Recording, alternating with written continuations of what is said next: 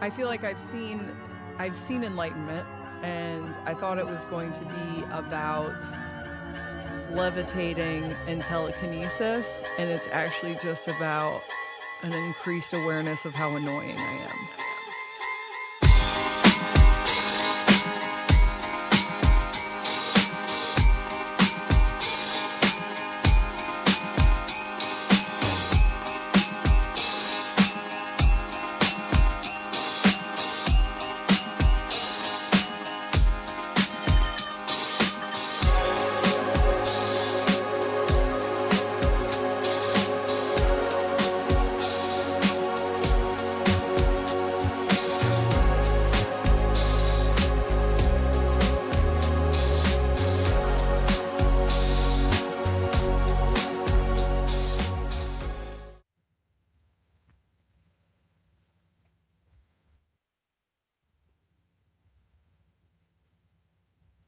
Is that enough space for you?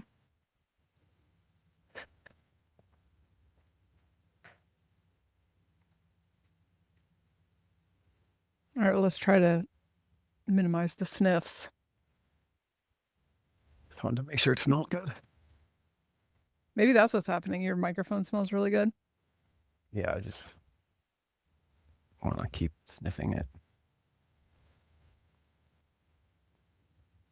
Well, this is perhaps our first video episode.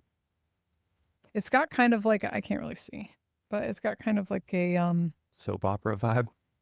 No, it's like public access, like a vibey public access. Yeah, that's kind of soap opera vibe is what I'm talking about. Oh. I was trying to get rid of that vibe. It's partly because it's in 60 frames because our web camera only operates in 60 frames. So I had to change everything else to 60 frames. Your head's a little bit cut off. It's because I'm sitting up tall. Oh. Which is just, it makes it not look cinematic. I'm glad you went to film school for the purpose of our podcast. We'll make it look better in time. Yeah. Is this auto switching working? Oh yeah, look at that. We tried to record one a couple weeks ago and it was auto switching so fast. Yeah, that we had to perfect that. One day we'll get a producer in here that'll just sit there and switch. Yeah. So Mark's in a new rabbit hole. And you know what? I was thinking while I was in Nashville last week, you used to go through rabbit holes very fast. And so we kind of knew when we started this podcast that it was going to be, it is still switching very fast. Or is it just showing us what's up? Does that look blurry? What are you asking? Oh, yeah. Yes, check. But that doesn't mean anything. Check, check, check. Hey, check over here. Come back to me. Come back to me. I think that's...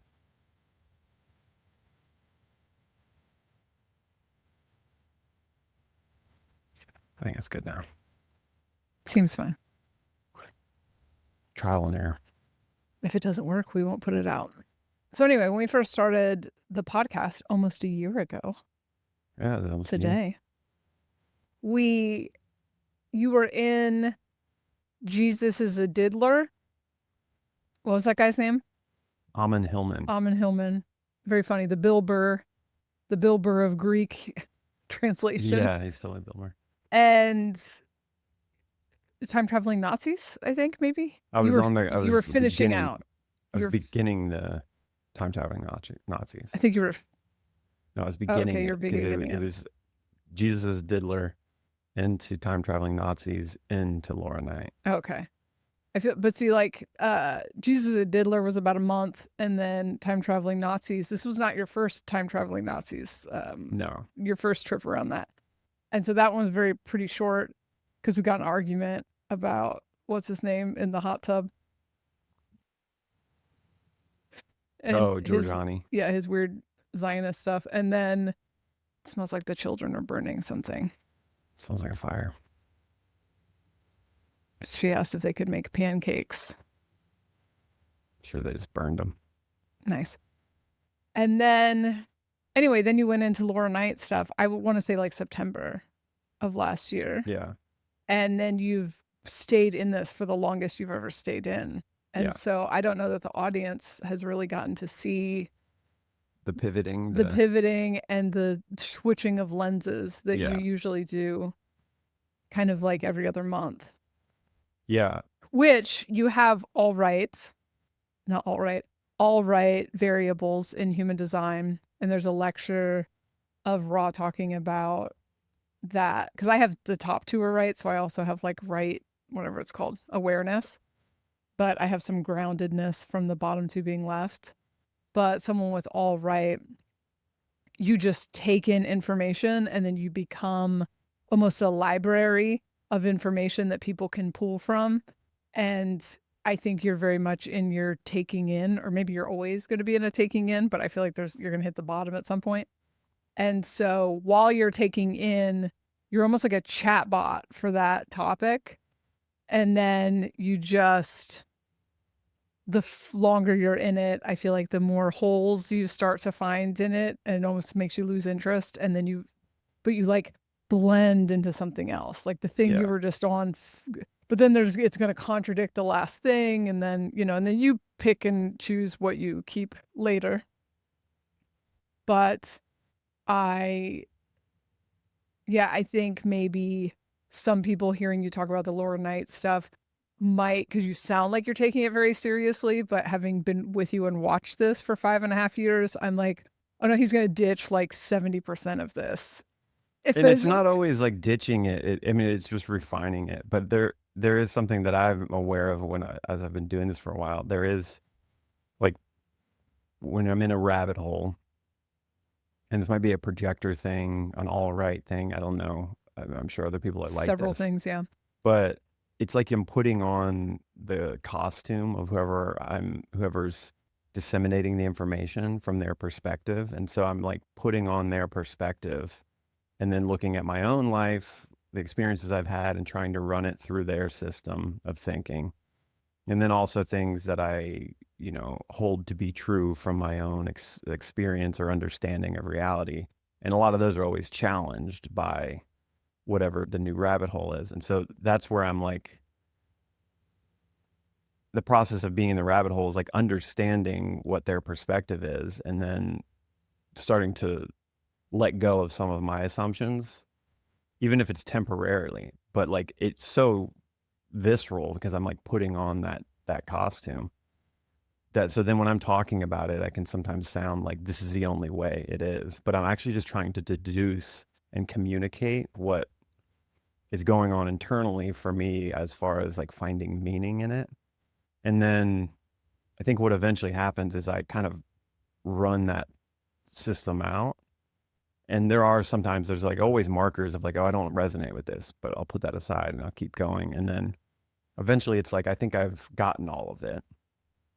And that usually is just a form of like, I'm kind of a little disinterested in it, because when I'm in those rabbit holes, it's like everything in my daily life, even if I'm not reading and listening to podcasts, I'm just like being with the children or something, I'm in that mindset. And so it's like, I'm thinking about it all the time. And eventually that gets kind of just boring or something. It's like, I'm like, okay, yeah, cool. I've adjusted to this. And then I start to just, when I am seeking or looking for podcasts, I just look for synchronicities to find the next rabbit hole, which typically when it shows up synchronistically, it's like very connected. There's like a bridge from the one I was in to the new one. And that excites me because I'm like, oh shit, this person's talking about the same, that's correlating with everything that I just was in. Whoa, what are they saying? Or it's like deeply contradicting it, but it feels true, feels valid. So then I get pulled in. And then once that happens, there is always like a real clear adjustment to the last rabbit hole of things that did stick out at some point where I was like, I don't know if I believe that. I don't know if that one doesn't jive with me, this little specific detail. It usually gets validated by the other thing that then it kind of is, oh, okay, that's why I didn't like it. Oh, because it is really this. Or the opposite way around, something that I really held true from this one person's perspective, all of a sudden I'm seeing it from a different one now that kind of makes it a little more abstract and not so stable. But so yeah, the Laura Knight one was so long, I think, because it's pretty radical and pretty like thorough. I mean, there's just a lot to take in and try to understand the meaning in it. And there's a lot of books, and it's just like a ton of Yeah, it's hard to hit the bottom of the actual content because she's been making it for 40 years. Yeah. And I had to take like breaks here and there just because it was pretty dense. But after reading like the entire Wave series, the Secret History book, which is just like this huge book of hers, and two other books she has, and then two other books that she references a lot that were like esoteric old books, I started to get to this point where I was like, okay, like what else now where? And then it pulled me into this like wild one just in the last week that is kind of about quantum theory, quantum reality, and kind of a mathematics rabbit hole, which I've been in before with Dan Winter and sacred geometry type stuff. But combining, this is like the first person I found that really combines physics, mathematics, this like materialistic kind of point of view with a deep spiritual point of view, which I'm now calling like quantum is like a new word to use for it. Cause at least in this system of understanding, it's like making so much more sense. It's connecting both, but it's really opened up the Laura Knight stuff for some like, oh, there's like some interesting critical lenses you can look at this through. That to me doesn't invalidate it. It just makes it like clearly a Laura Knight's work can be looked at through a lens of like a storytelling, and like you pull metaphor from it for the meaning. Everything that they're putting labels on as like fourth density beings, Lizzies, even the way the dimensions are all like words to describe this other space that you can't use words. And so there's a lot of room for interpretation in there. But I think what's difficult is when we're in any rabbit hole that somebody's trying to express an idea, a perspective of looking at reality, we attach to the words and the like literal descriptions of the words. And I think that's what with Laura Knight stuff, a lot of people get really turned off by that because it's talking about reptilians and stuff, and a lot of people don't want to. They've found a way of thinking where it's not necessarily a reptilian, which she says many times. The C's say that it's like, this is the best. It's all waves, it's all energy, but the best way you would describe it if you saw that wave in a physical form would be a lizard-like being. Their energy would represent that. Yeah, the aliens let me be paranoid about reptilians for a couple of years. It's like I woke up and then the first thing I was on about was that work was a psyop. I didn't have that word back then, but that we've been tricked into working our lives away. And I hadn't seen The Matrix. I didn't see The Matrix till years later because people kept telling me what I was describing was in The Matrix. And I was afraid if I saw it, then people would just say that I got the idea from The Matrix. But I started to tune into this mechanism in which we are meant to create, but then if you don't know that you are meant to create, your ability to create, and this I mean like create realities, could be hijacked and used to create others. And that there was something about like each person being kind of a creator, but if many of us pointed our consciousness at the same thing, you could create it bigger and whatever. And that there were some bands of consciousness. I didn't have any of this language back then, so they just let me believe it was the reptilians. Some bands of consciousness that could not create in this realm. And so humans were used, and that that band of consciousness's only tool, only weapon was mind control or like manipulation, spin. And so they would use the mind control, the manipulation to get the masses of humans who didn't know they were creating the reality to create a reality that was favorable for them. Yeah. And so I got very stuck. I mean, it wasn't a long time, but I got very stuck for maybe a year on the they of the reptilians, almost dealing with them like they were humans, like they were villains in a movie. Very caught up in the personality aspect is the only way I know how to describe that. And as time went on, the aliens actually told me one night, look up reptilians and Rh negative blood. And I knew I had Rh negative blood because I had a child when I was a teenager. And I looked it up, and it was this entire David Icke thing about people with Rh negative blood are reptilians. Right. And then that fucked me up. And the aliens were then like kind of trying to guide me to understand that it's not a they. You know what I mean? It's not an entire race of beings are bad. It's a, as time went on, I came to understand that it's just a balancing mechanism within energy. And so there's you create energy, something takes the energy. You can focus your energy away from the thing that takes the energy.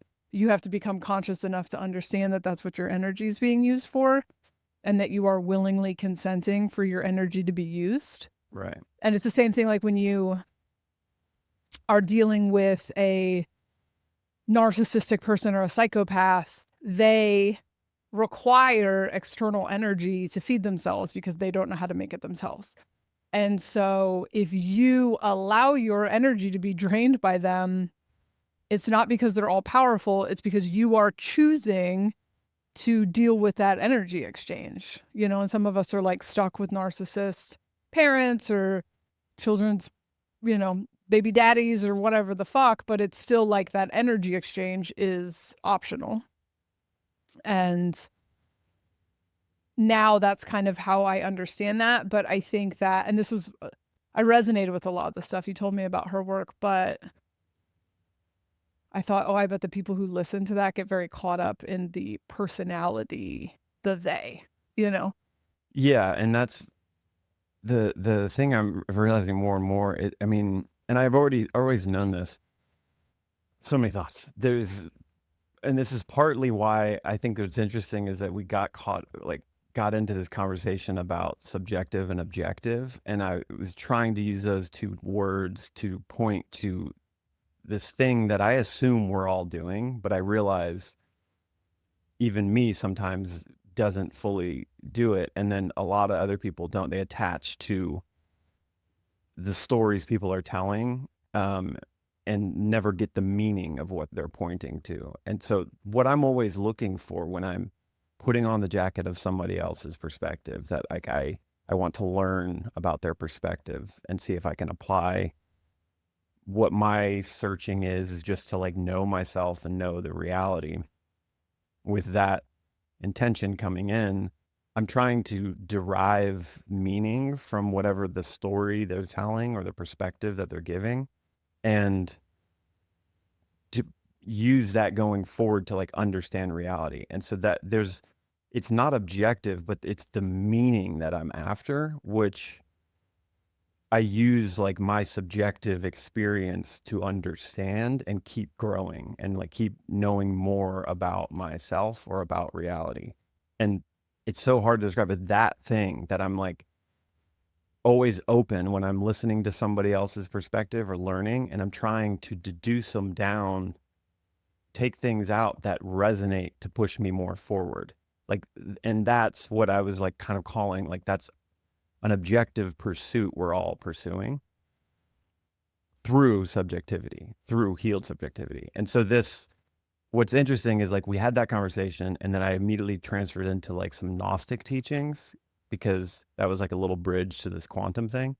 And then I uncracked, I was like, oh, right, all this Gnostic stuff, what's so powerful about it, like I've deep dived a long time ago, is that they're kind of, it's like one big Lord of the Rings story, like all Gnostic texts, but then there are all these secret books, and they're all kind of go back to Christianity, like esoteric Christianity, but they're all like little storylines that kind of cohesively all go together, but they're just short little stories that give you aspects of understanding your psyche and therefore the reality you're in. So they're all metaphors to be understood psychologically and mentally. And if you're not aware of that when you're reading Gnostic texts, you read it as history. You read it as a secret history that got left out of the Bible, and that's exciting, right? Most people are Right. like, "Oh shit, I'm going to get the secret stuff." This is the real truth. But the trick about the Gnostic texts and why they're hidden away is like, if you understand the meaning of the story and you apply it psychologically, it's a huge key to understand the nature of your mind and like physical reality and all of it. But so many people attach themselves to the linear ideas like, oh, okay, because Gnosticism's like, you're in a jail. Reality is a jail and this demiurge is controlling you. And so then they're like, okay, and this is in history. So this demiurge figure, I'm imagining them as a person, a god. I'm imagining all these beings as actual people in history. And like that's the incorrect way to understand the magic of the Gnostic text. And so then that was cracking for me, like another way to explain this objective pursuit that I've been calling it, that is kind of like trying to find the meaning of stuff. And so that then started to let me look at everything. That like whenever I'm going down a rabbit hole, as I said, I usually try to keep this idea in mind. It's like I'm just using these as pieces of information to understand metaphorically a bigger meaning. You realize even trying to talk about this stuff like on a podcast is that you're always using language and words that are like very small points of the meaning you're trying to describe that you can get lost in when someone's listening to it. They're going to decipher meaning from it in a very different way than you are. Just in the nature of it, it's like a lower way of understanding and communicating. And so like that's to me the Laurinite stuff is not wrong. It's just it's really powerful, but has to be understood in this deeper meaning pursuit, not physical and not. But it's also like what's so interesting about her information is it's like there's also a physical aspect of it that can be deciphered and understood, but without having the direct experience of a reptilian, you can't go like, oh, they're reptilians. They look like, and you slice it off and box it off in your head like it's a reptilian. It's so easy to do that. We just quickly to understand it, you have to do that. But then you have to once again come back and go, what's the meaning of this that I can apply like to my direct experience? And that's where the magic is. It's just such a weird art. It's like it's in your psyche, and the habits that we have of being like identified with physical reality and labeling things. We do it so automatically when we're trying to understand harder concepts that are deeper and spiritual and psychological. We want to cut it all up and that's the challenge of trying to wake up out of the game and understand yourself, is that you're always doing that.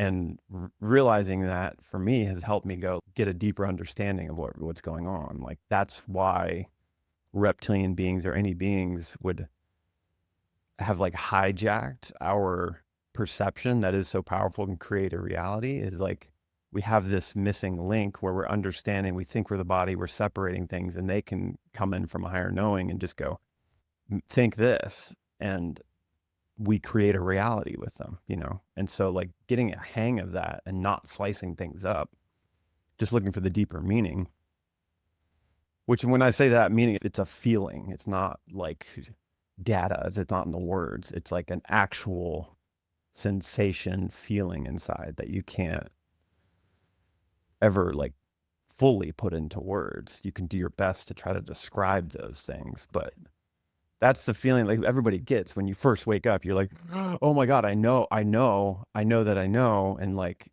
then you scramble and try to explain it to somebody, and it never does it. And it frustrates the hell out of you. Yeah, I don't think you can't wake someone up. You can accidentally initiate people, and I've experienced this a lot. And it's really negative. It's a negative experience for them. It's a negative experience for me.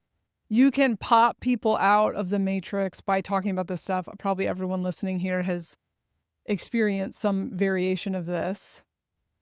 And maybe not. Maybe it's like how good you are at communicating. I think I've always been really good at communicating. And so in my early awakening, I could just always find a way to relate what I was experiencing to people when they're sitting in front of me. But then they would go away. And when I would see them again, they would be like, it made so much sense when you were talking about it, but then I tried to describe it to someone else and I sounded crazy. And now I can't even really remember what it was you were saying, but it made so much sense. Like it popped me open in that moment. And then most of them would become like paranoid of me over time. And this could have just been my own experience with Christianity or whatever, but a lot of them would run back to Christianity and be like, I'm a witch or something. And then in the soberish days, and I didn't realize what was happening at the time, but soberish was on the back of Mormon and the Meth Head and was on the back of This Is Not Happening and stuff. So I still had a lot of people following me, which Mormon and the Meth Head had some stuff about me waking up and towards the end started to become kind of consciousness based. But I was closeted for most of that. And it was Mormon and the Meth Head was more about my trauma and stuff like that. And so the natural progression for me, as I talked about and worked through a lot of that trauma, and I healed so much trauma in the time that I was doing that podcast, the natural progression for me was to become honest about my secret consciousness life that I had kept relatively hidden from public consumption. People who knew me knew. But what I accidentally did, I think, is initiated a lot of people into consciousness, which I don't know what initiation is, but waking up seems to be some type of physiological mechanism that is just, it's a switch that flips when it's time for your soul. And for some people, it's psychedelics. For some people, it's a near-death experience. For some people, it's a trauma. For some people, they don't know when the switch flipped. They've just always kind of been awake. But it happens when it's supposed to happen. And you cannot artificially make that happen for someone. You can for a very short period of time, but then it will go very bad. And so for me, there were a lot of good came out of the soberish days, but a lot of negative for me came out of it in that, yeah, I don't know. I got a lot of people into spirituality who I don't think were supposed to be in, like it wasn't organically happening for them. It was just, they were listening to people talk about it all the time, or I don't know. I don't really know what happened. But after a while, I realized like, oh, because I did that podcast on the back of Mormon and the Meth Head, a lot of people just came because they were just used to listening to me or whatever. And I started talking about deep esoteric stuff, and it just wasn't like they were listening for a reason other than, hey, this is what's happening to me. So anyway, all that to say, I don't believe you can wake people up. And I think that it's an early awakening kind of rite of passage to think that you can wake people up and have the desire to wake people up. I knew when I first woke up, I thought, right after the near-death experience, was like, oh my God, everyone's going to be so relieved to find out that none of this is real. And then in my experience of trying to tell people that, I was like, I couldn't believe how people like rejected it and, treated me like I was crazy or got offended or weirded out or scared or, I got all these different reflections. And I thought, oh my God, if someone would have told me this 5 years ago, I would have jumped on it. I would have been stoked to hear this, But that's because I was being initiated. So my goal in talking about this stuff and then what I receive from other people when I listen to something or see something that makes me go, oh, fuck, hell yes, is someone else describing something that I'm already experiencing, not teaching me something new. Do you know what I mean? It's like for years because I used to go through looking at everything from this perspective and then looking at everything from this perspective. And I still do a little bit, but it's a lot more spread out now. But in my early awakening, what I was looking for was a fucking answer for what was already happening to me. And the work that I do, the best work that I do is from that perspective, is like AOD, is like, here you go. Here's your initiatory tour of the thing you're already experiencing. But if someone who's not initiated listens to AOD, it sounds like psychosis. It sounds nuts. Do you know what I mean? And so you said something really good the other day about how now looking like zoomed out, looking at Laura's work, it's like she's just talking about her experience. Like she's talking about she's telling the story of her awakening and her experience. She's putting on public display her process of coming to know herself and like her perspective of reality. Yeah. And I think at the core of it, like that's what ultimately we all should be doing. Right. But what's going to happen is some people are going to misinterpret that and get led astray.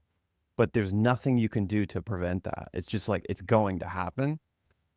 But if we don't like share our process and like do the best to try to describe this weird space that's like only you know from the feeling of it, then we're not able to see the different sides, get little versions of the sides of the disco ball. So like that's what she's doing. And then I've just noticed a lot of people like are not getting that.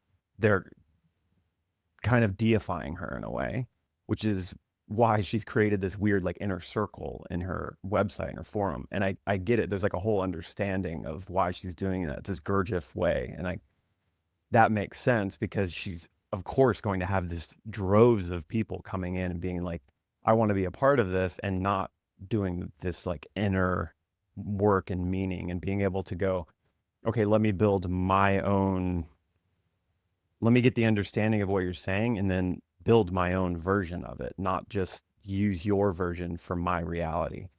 And that goes back to the thing I've talked about with Carl Jung's Red Book. It's like he puts warnings in it to go to try to say that. And I didn't quite understand it at the time, but I knew to look out for it. And so when I got pulled into being like, holy shit, this thing he's saying, that's so cool. I want to call him that being in my imagination or in my dream state. But they're like, oh, no, wait, I'm not supposed to do that. It's my version. So there's a metaphor here. Okay, so who's my Philemon or whatever his character was? And oh, okay, it feels like it's this part of my psyche. And so that is the realization I had with her stuff. And so it's not like, for me, I'm applying all of that, the stuff that really works, that still is like, oh, it's a step to another thing, you know? It doesn't like quite invalidate it. I just see the temptation in my own mind to try to like apply someone else's version of reality that looks so convincing, and aspects of it feel real to me based on my own experiences, describing experiences I've had, but having to kind of still realize like I'm a separate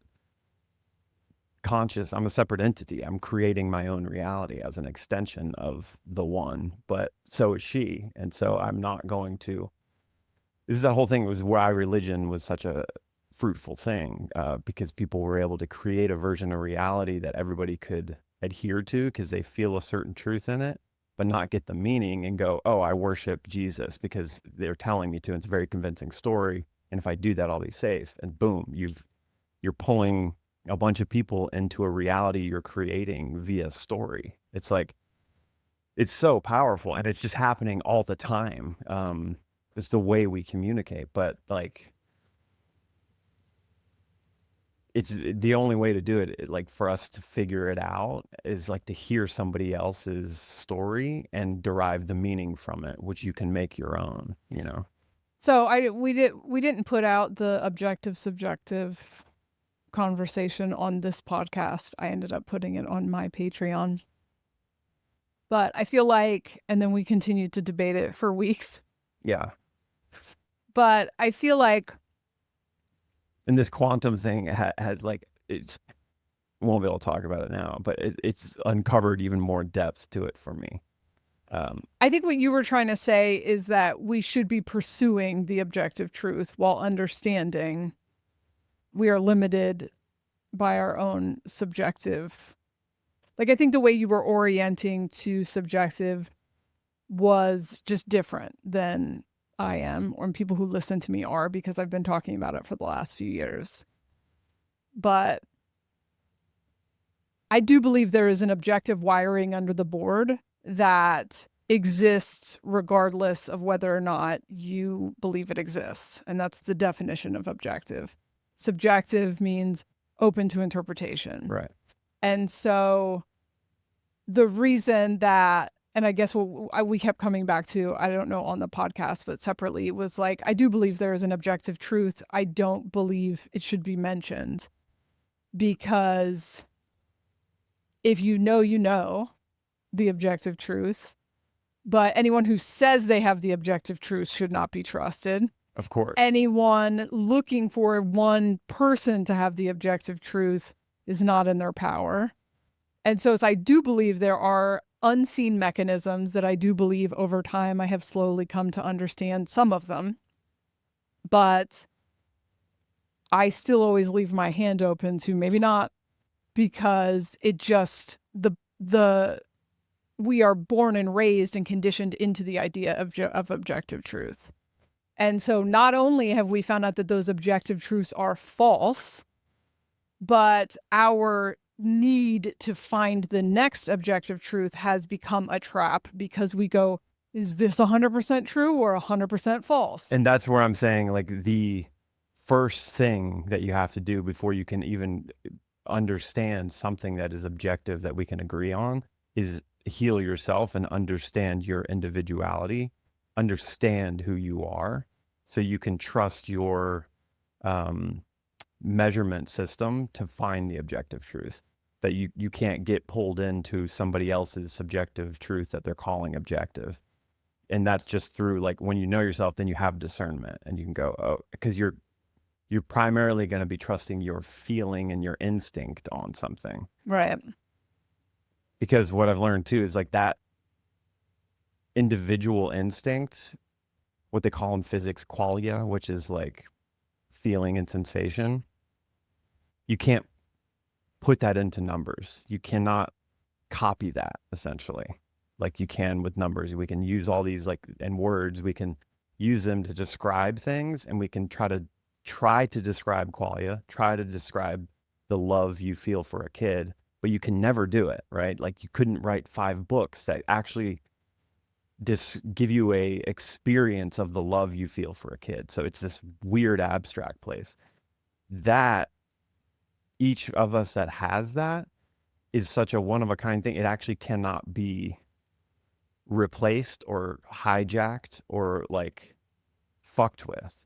And so when you can get discernment and intuition, that's never something that can be corrupted and be pulled into, like, believing somebody else's objective truth.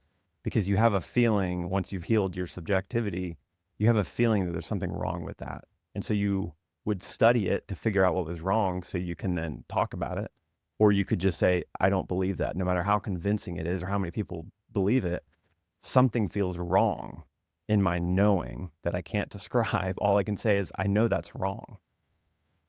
And to the point of how healed you are, you might be convinced, like, I know that that's wrong. And then the more you find out about who you are, it starts to change its form. And so it's like a slippery thing. I think this idea of, like, getting to I know myself and I am sure is also not delineated as like there's a spot where it's a constant process. And that's what I think is kind of behind this whole objective thing. Because I always, like, I was even hesitant in trying to bring it up, and I'm always hesitant in talking about, like, oh, I'm in this rabbit hole and I'm seeking. Like, if I actually was going to explain to people all the time, like, how my mind is working daily, they would think I'm psychotic, I'm insane, and that I'm looking for an understanding that I'll never get. And it doesn't feel like that to me. I'm aware that there's, like, a length that you can go to pursuing more knowledge and trying to understand that can kind of be a flying too close to the sun thing, where you got to, like, ground back into reality. But I've just notoriously in my life had people be like, man, I hope you're happy someday with what you're looking for. It just seems like you're never going to find it. And I'm like, it's not that to me. And what I've finally derived it down to is, like, the pursuit, what I was calling the pursuit of, like, objectivity, is actually just a childlike thing in me that like is so curious and wants to know who I am, like deeply, and what reality is.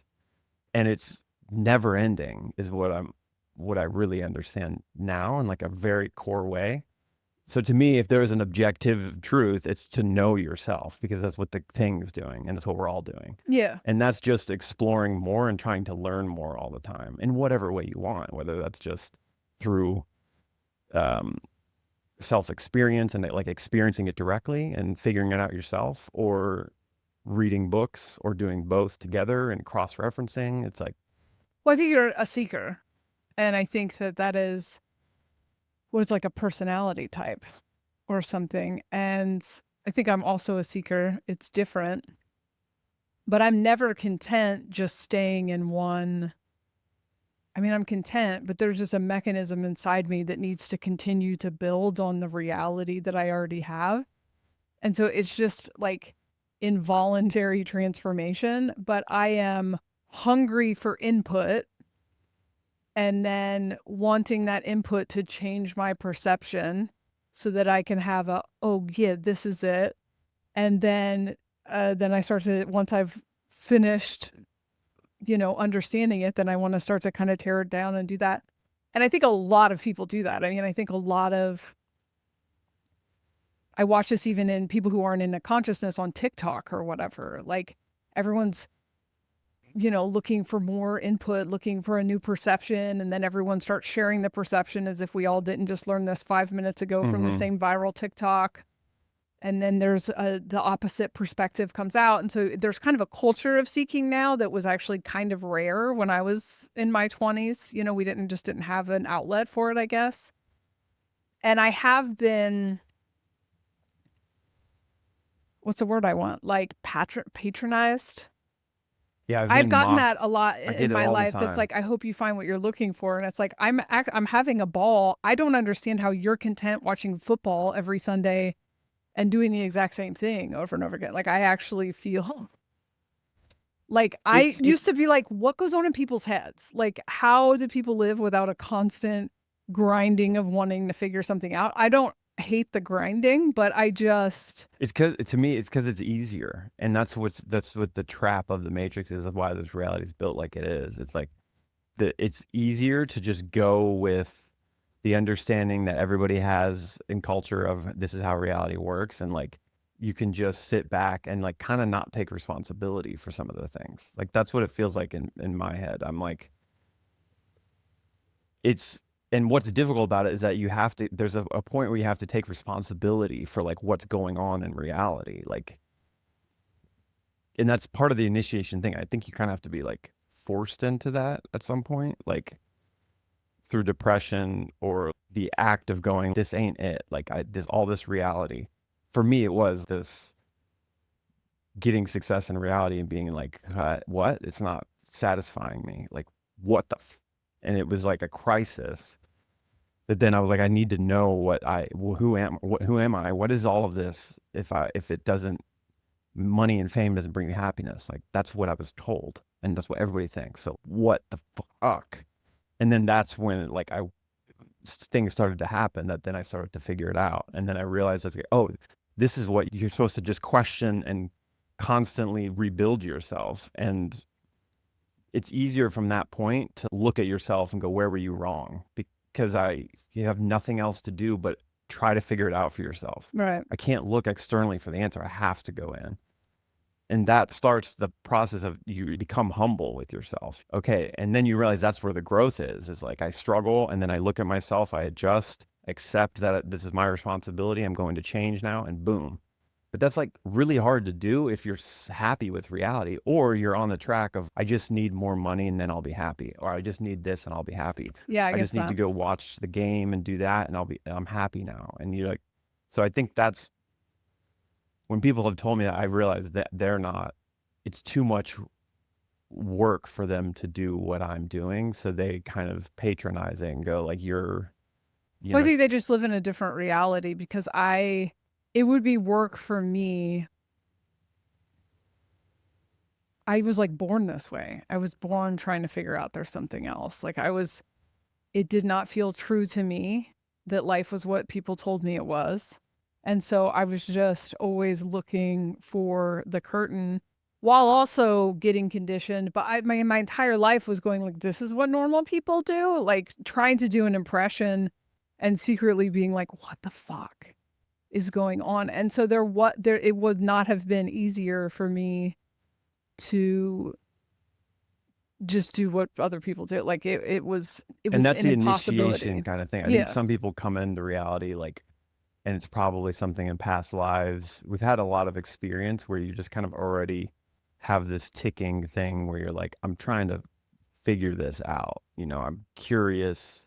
That's what it feels like to me. Deeply, the thing that's driving me is like a little child going like, whoa, what is this? Like when a kid first picks up a toy, they're just like, sit there for 2 hours trying to understand it. And that's what it feels like to me. And I feel like that same way, like when I came into reality, it was just always that way, trying to figure things out. And that's maybe like what they call like older souls. And just by the sense of like we've just had a lot of experience with understanding yourself. And so you kind of come in ready to try to decode things and still get programmed and still, you know, it's the whole thing. But then there are a lot of people that just don't have any interest in it and would rather kind of be moved around and told what to do, because it's in some ways, if you're not aware there's anything else, it is easier. Well, it's fun. It's like in the Matrix where he says, I know this isn't a steak, but it's like, give me the red pill because I want to feel this being a steak. And and we've talked about this on this podcast before, like, there are lots of ways in which it sucks to be awake. It does take a lot of the visceral getting swept up in reality. The more you wake up, the more you lose that. And there is a melancholy and there's all these things that go with it. I think that we choose to be awake in some games and asleep in some games. And I think that even though I didn't wake up until I was like 22, I was on the precipice of that my whole life. And so I definitely got like swept up in the drama of like attachment stuff with romance or whatever. I have a Libra North Node and I got swept up. And yeah, I've been like, not to say I was like completely above material reality or anything, but there was a lot, that just sensation that there was a curtain somewhere that I needed to peek behind, like haunted me my entire life until I woke up. And a feeling like I was in a movie or like the Truman Show, or like I was being gaslit somehow by reality, was like always there. And I think that's probably because I was scheduled to wake up in this lifetime anyway. And people who are not looking for that find me insufferable. And I feel the same way about them. I feel like connections that I have with people who aren't like this, there was always kind of this tension between us where it was like, why do you have to make everything into some big, deep thing? And I was like, Yeah. why are we doing something so vapid? Like, and it's not like their way is wrong and my way is right. I'm sure I've had lots of lifetimes where I stayed asleep, but that's what's just so awesome about finding you, is because I think that you and I were probably, apart from each other, the most irritating person in the room. Yeah. And people have slogged through relationships. And then we found each, and it was like, I don't like to go out in public. I just like to sit around and grind on this shit all day. Yeah. It was like, oh God. Yeah. No, for sure. And I think I'm like nowadays much more just expressive with this like nerdy part of like and if I can feel I'm throwing somebody off, I just turn it down a notch, you know. The thing that's really interesting to me too, and I think there's just so many paradoxes in the like the process of like having an aha moment and waking up and realizing there is a veil and confirming like I know I've been looking for something, oh here it is, and it kind of becomes a whole new way of looking at the world. So you at first you eject or you reject and eject from the material world and you're like fuck all this shit, And anybody that I'm going to hang out with that's like caught up in it, fuck you too. You're asleep. You're dumb. You know, we box it all off and go spiritual world only, matter, material world, fuck it off. You know, I got to get up out of this matrix. And that's necessary perspective to like heal the shit and like actually figure out what's real and not for you. But then there's this point where if you can keep going and like healing, then you start to look back at the matter and be like, oh shit, though this is, you know, the idea that like matter comes from spirit. It is a part of it. It's like it's a whole thing. Then it's like, oh wait, there's magic to be seen in the material world and to be created. And I can, with this new understanding and seeing of like, oh, this many ways to say it. This is an aspect of me. This is part of my creation. I'm co-creating with this person because I'm talking and seeing them and they're talking back. But I have not an upper hand, but like a wider view of like what is this phenomena. And I can engage with it from that place without having to say the words and resist who they are or like act like they shouldn't exist, like because they're asleep and I can't be myself. I don't have to get them to see that I'm wider and seeing more things, but I can interact and like learn from it and watch it as if I'm like, look at this amazing thing that's going on right now. I know I'm a part of this and I'm creating this, and this person's dead asleep and isn't aware. All that can happen within that experience. There's so much still to like pull in a higher knowing from that experience. And I think that was like hard for me to understand at some point because I was all about wanting to just disappear on a mountain and like be in this ecstasy state and like connected to spirit. And I wanted fuck all to do with anything else. And then I realized at some point I was like, oh no, wait, it's all the thing. Like, and I am it too. Oh, I have to engage. And actually like we have to collaborate to kind of, for this thing to know itself more. Is like, we have to interact. We're all a part of it. Like, oh fuck. And like, you know, I had to kind of start putting myself back into the world. And that's when I realized I was like, there's so much to pull from this. It's all beautiful. Like it's the temptation though, when we're not healed and like being frustrated with the reality is like, we want to box it all up and label it matter bad, spirit good, this NPC bad, me good, you know, and it doesn't get the whole picture. For me, I've found it to be, I'm separate again from all of it. Yeah, someone asked in the comments what I mean when I say categories of reason, and I don't even know if I'm using this phrase correctly, but what I mean by categories of reason is that, and what I think the expansion of consciousness is expanding categories of reason so that you can start to perceive the unknowable, the objective reality, the wiring under the board.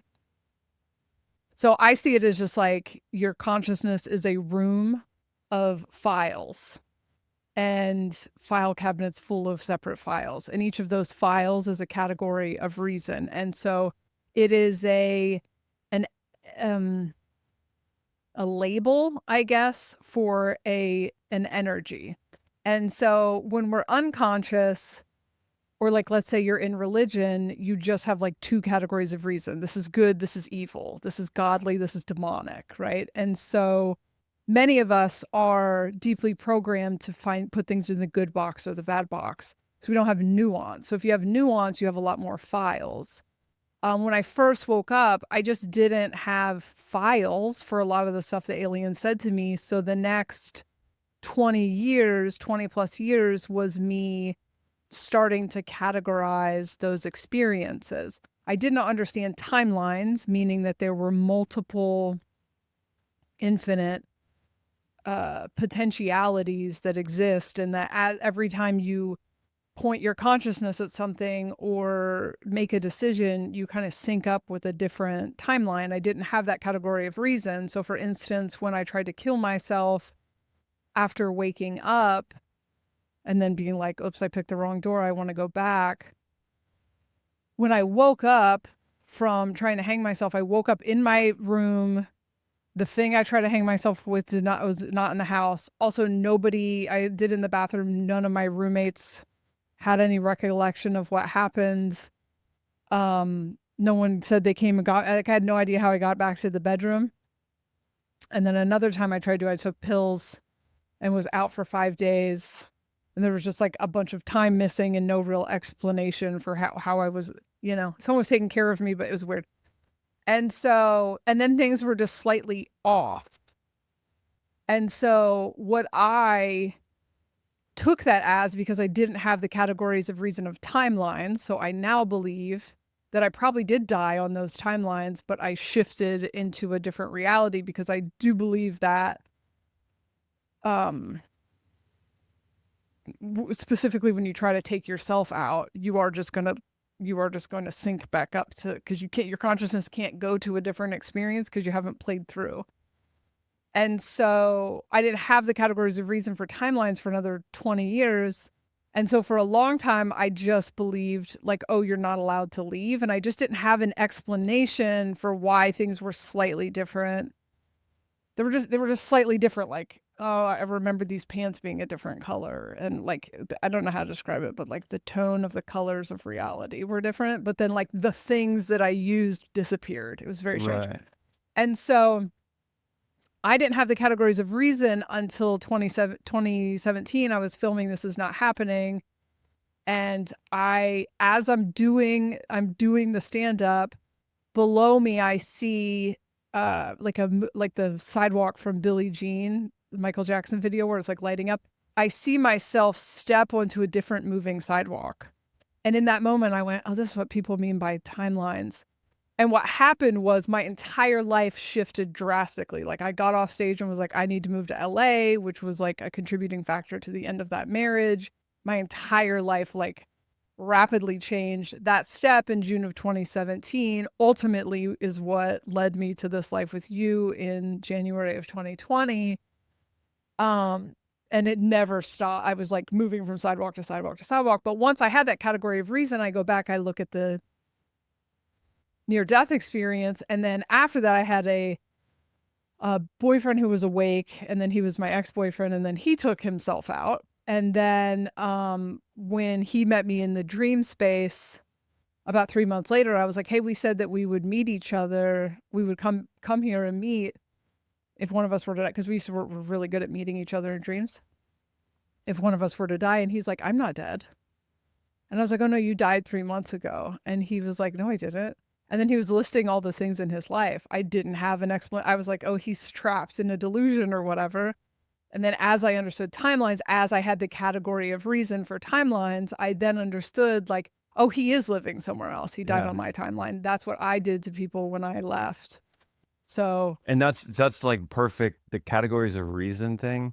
I can't believe we didn't bring that up before in the objective subjective thing. Like that's the thing I'm talking about, is like when you get new categories of reason, your awareness and understanding of reality shifts all of a sudden.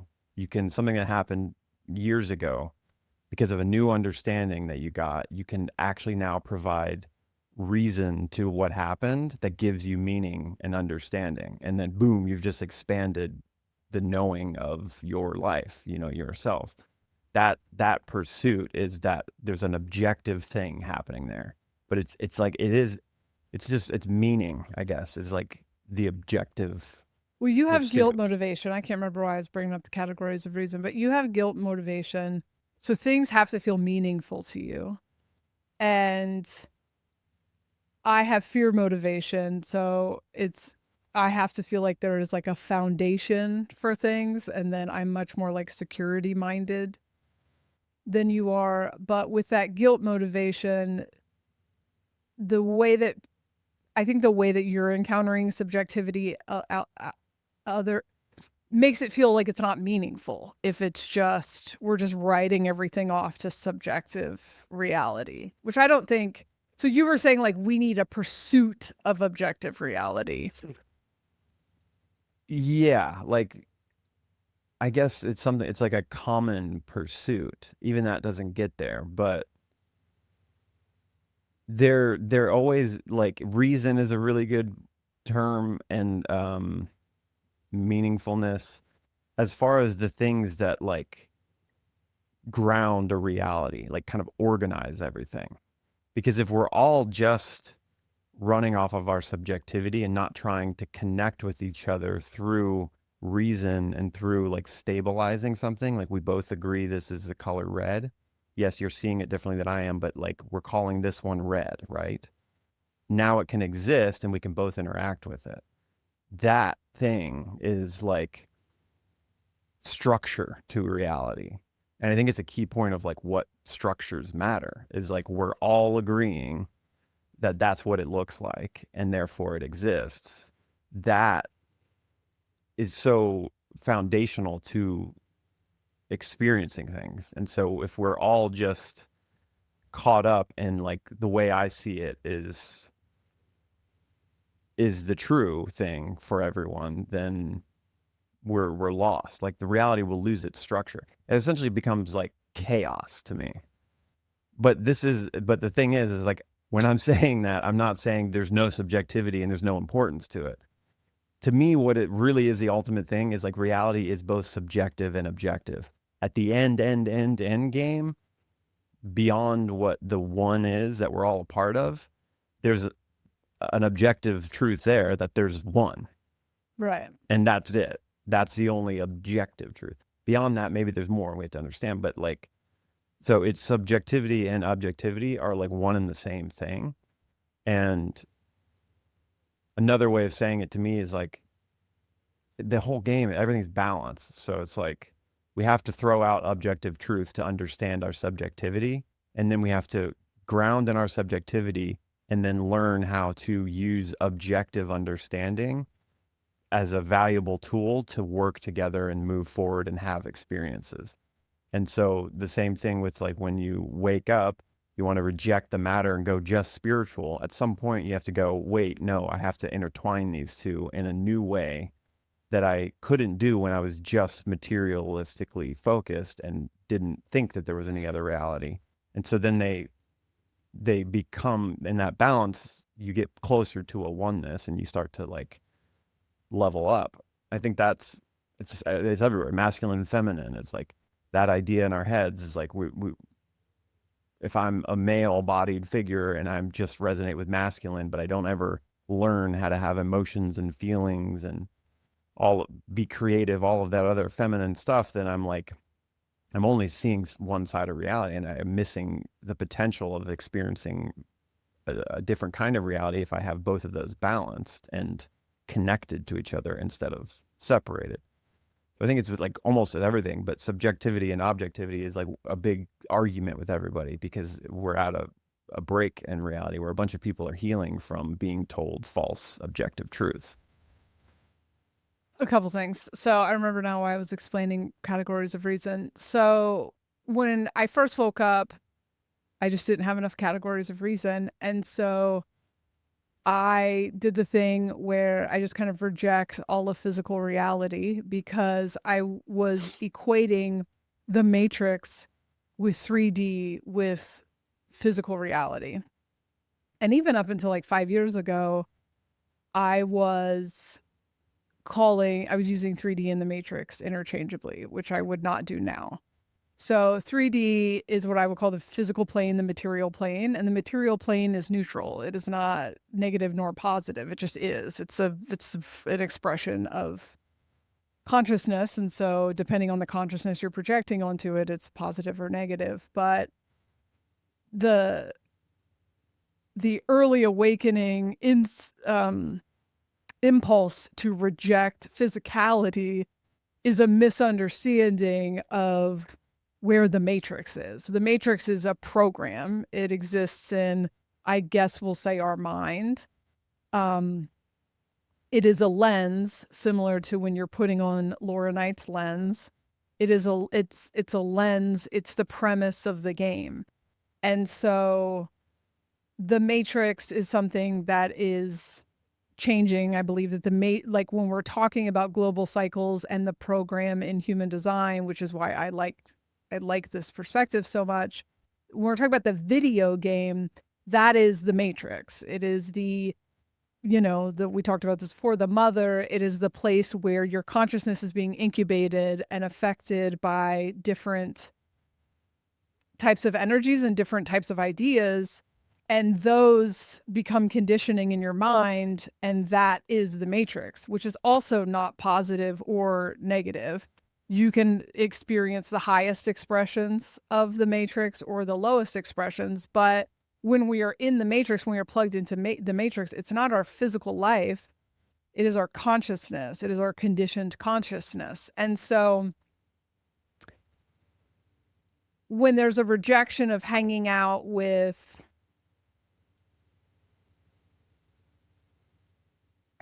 in the world, being in the world or whatever, I mean, I think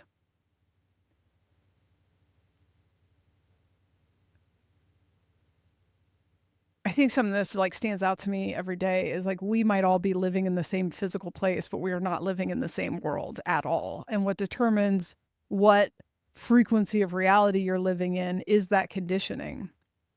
Is that conditioning meeting up with your, I guess, like emotional capacity? And then that's what we would call like vibration. But when you're in early awakening, you just don't have the categories of reason yet. And so 3D becomes like everything physical life. And it's like you can go work your corporate job and have that be a deeply like spiritual experience if that's how your consciousness is approaching it. Right. But you could also go work that corporate job and fucking hate it every day and think that you are above it because you are so spiritual, and actually be having a really dense experience with it because you're in resistance to something you're doing. Yeah. And it's like that guy told me before I woke up, you need to do what you're okay with or get okay with what you do. And that was like one of the most profound, life-changing things anyone ever said to me, because I was in this like perpetual state of drinking, and then having sex with people that I wish I didn't have sex with, and the next day fucking hating myself. And I was just in resistance to the life that I was living. And he was like, and he was just some random comedian that I've never been able to find since, who was like, I was riding with him down to California, and he was like, and I wasn't even saying anything. He just heard me in the ether or something. And he was like, you're going to give yourself an ulcer. You need to do what you're okay with or get okay with what you do. And I mean, that like changed. And I still think about that a lot when I see people living in resistance. It's like, you're already doing it, so get okay with it or stop doing it. Like, those are the only two options, not living in that resistance. Anyway, so I think in early awakening, the urge to go,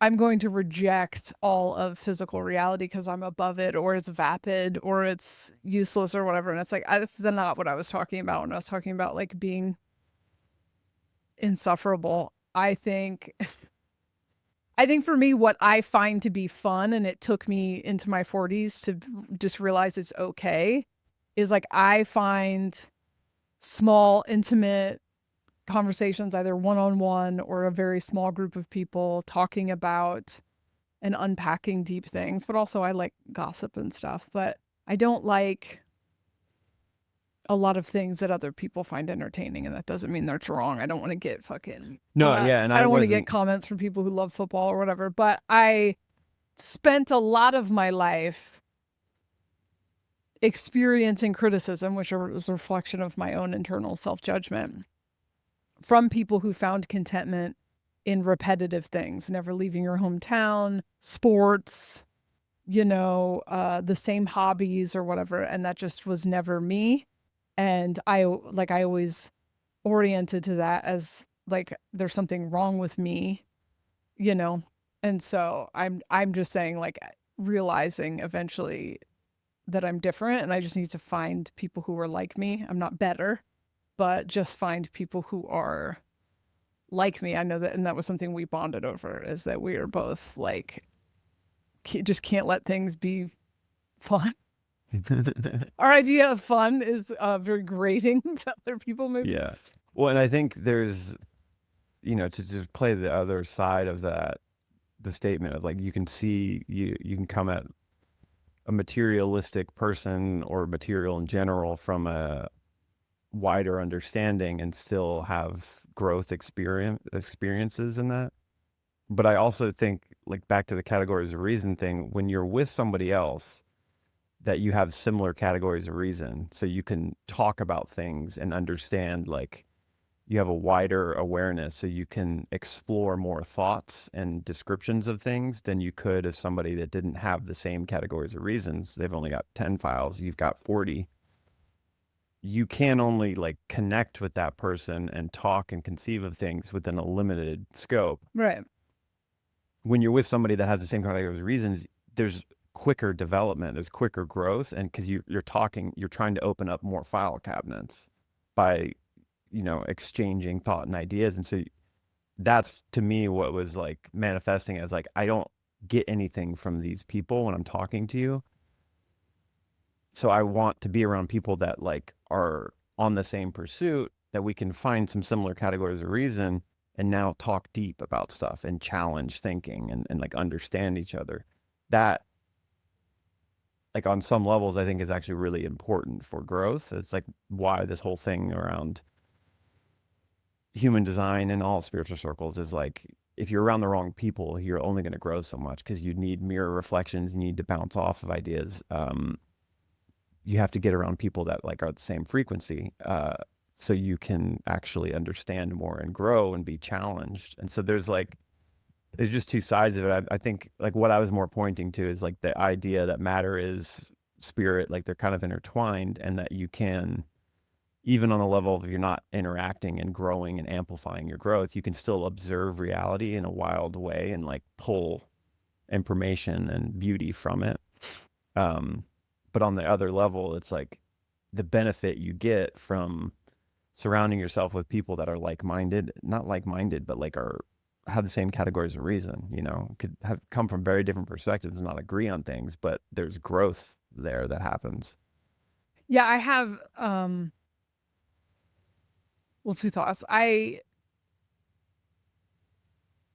spent the first 5 years of awakening, when I have a job and I was on drugs, and I was solely learning about consciousness, I guess, with a little bit of drug drama on the side. And then I got clean and went to sleep for a year and a half. And when I woke back up, I then learned about consciousness in a very mundane reality. I've said before, like getting on stage repeatedly and waiting tables repeatedly gave me kind of the same,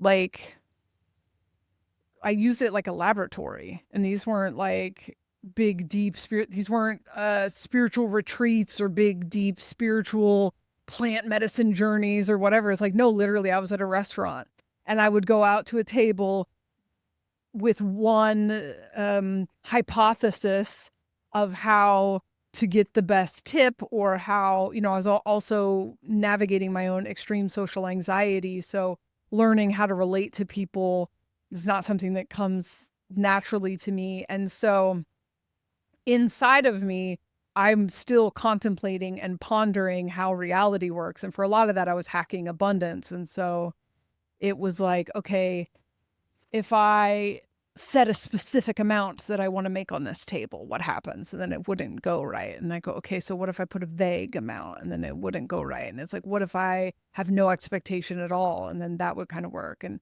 I would get on stage and I would go, I'm going to do great on stage, because this is what they tell you, right? Is like, just speak positively. And that never worked for me. And so I had these for years, just repeated experiences that for me were deeply spiritual experiences. I wasn't ever thinking I need to quit my mundane job at this restaurant and go get a spiritual job talking to microphones. I didn't even think that was a fucking option. I learned about creating reality because I had that repetitive experience. Like you have 20 tables a shift. And I'm just every time, and I'm a third line. So I learn through mistakes. And it's like over years of that, I got to understand there is this unseen, undescribable wiring under the board mechanism that like I was able to eventually pattern recognize, to where by the time I stopped waiting tables, the tips I got were crazy compared to other servers. Like I figured out how to like move into an energy that everything I needed would show up, you know, and you get that like mythical customer who leaves you $500, right? As, you know, you need new tires for your car or whatever. And it's like, I learned that I was never, at that point, was not judging my material, mundane existence as something separate from my consciousness journey. Where I think a lot of people get, especially now that the internet is such a thing, they wake up and they immediately go, I need to quit my corporate job and become a tarot reader, because there is this separation in your mind between the mundane reality that you are living. And it's the same thing. Like, I learned about love and connection and attachment stuff in a situationship, is where I learned the wiring under an extremely painful for me situationship. I learned the wiring under the board and healed those things that then made me like vibrationally sync up with a loving, healthy relationship, just like waiting tables and getting on stage. Like, I eventually learned, anyone who's ever seen me get on stage, I say, I'm probably going to bomb. Like, I am completely in acceptance of a bomb when I get on stage, and that makes me do better.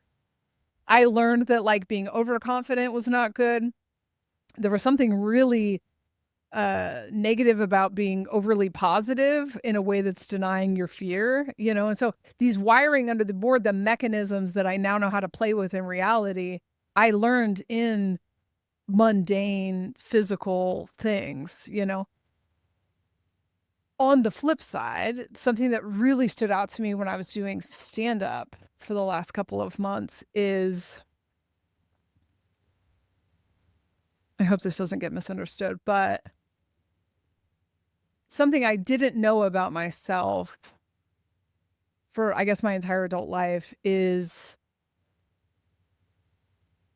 how much I was unconsciously wanting to be liked. And so when I would be around people, I would want to be seen as valid or worthy in their reality.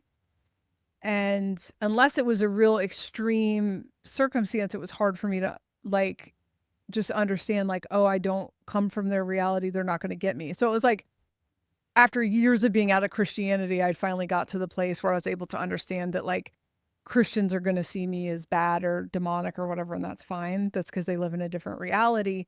But in more subtle ones, like in stand-up, I just didn't realize how much time spent in like green rooms, backstage of shows, I was subconsciously wanting to be seen as valid in stand-up, rather than seeing that just because we all do stand-up doesn't mean we live in the same reality. And like what these people think of me actually has nothing to do with me unless I decide to tether to them for some reason.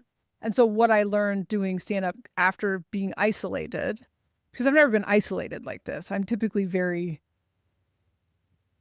I feel like I'm always kind of an outsider, but I'm in the thing, you know, somewhere, whether it's be work or recovery or comedy or whatever. I feel like I'm part of some type of community usually. And since the pandemic, like I've just kind of lived in a bubble with you. I've created this kind of alternate reality with you. The other reflections that I get are people that listen to me. And so we have our own language, kind of our own categories of reason, kind of our own rules, and I don't get a ton of other reflections. I didn't realize how much I was being conditioned by the reality of people that I don't even actually resonate with. And so when I put myself back into that situation after an enormous amount of healing in the last 5 years,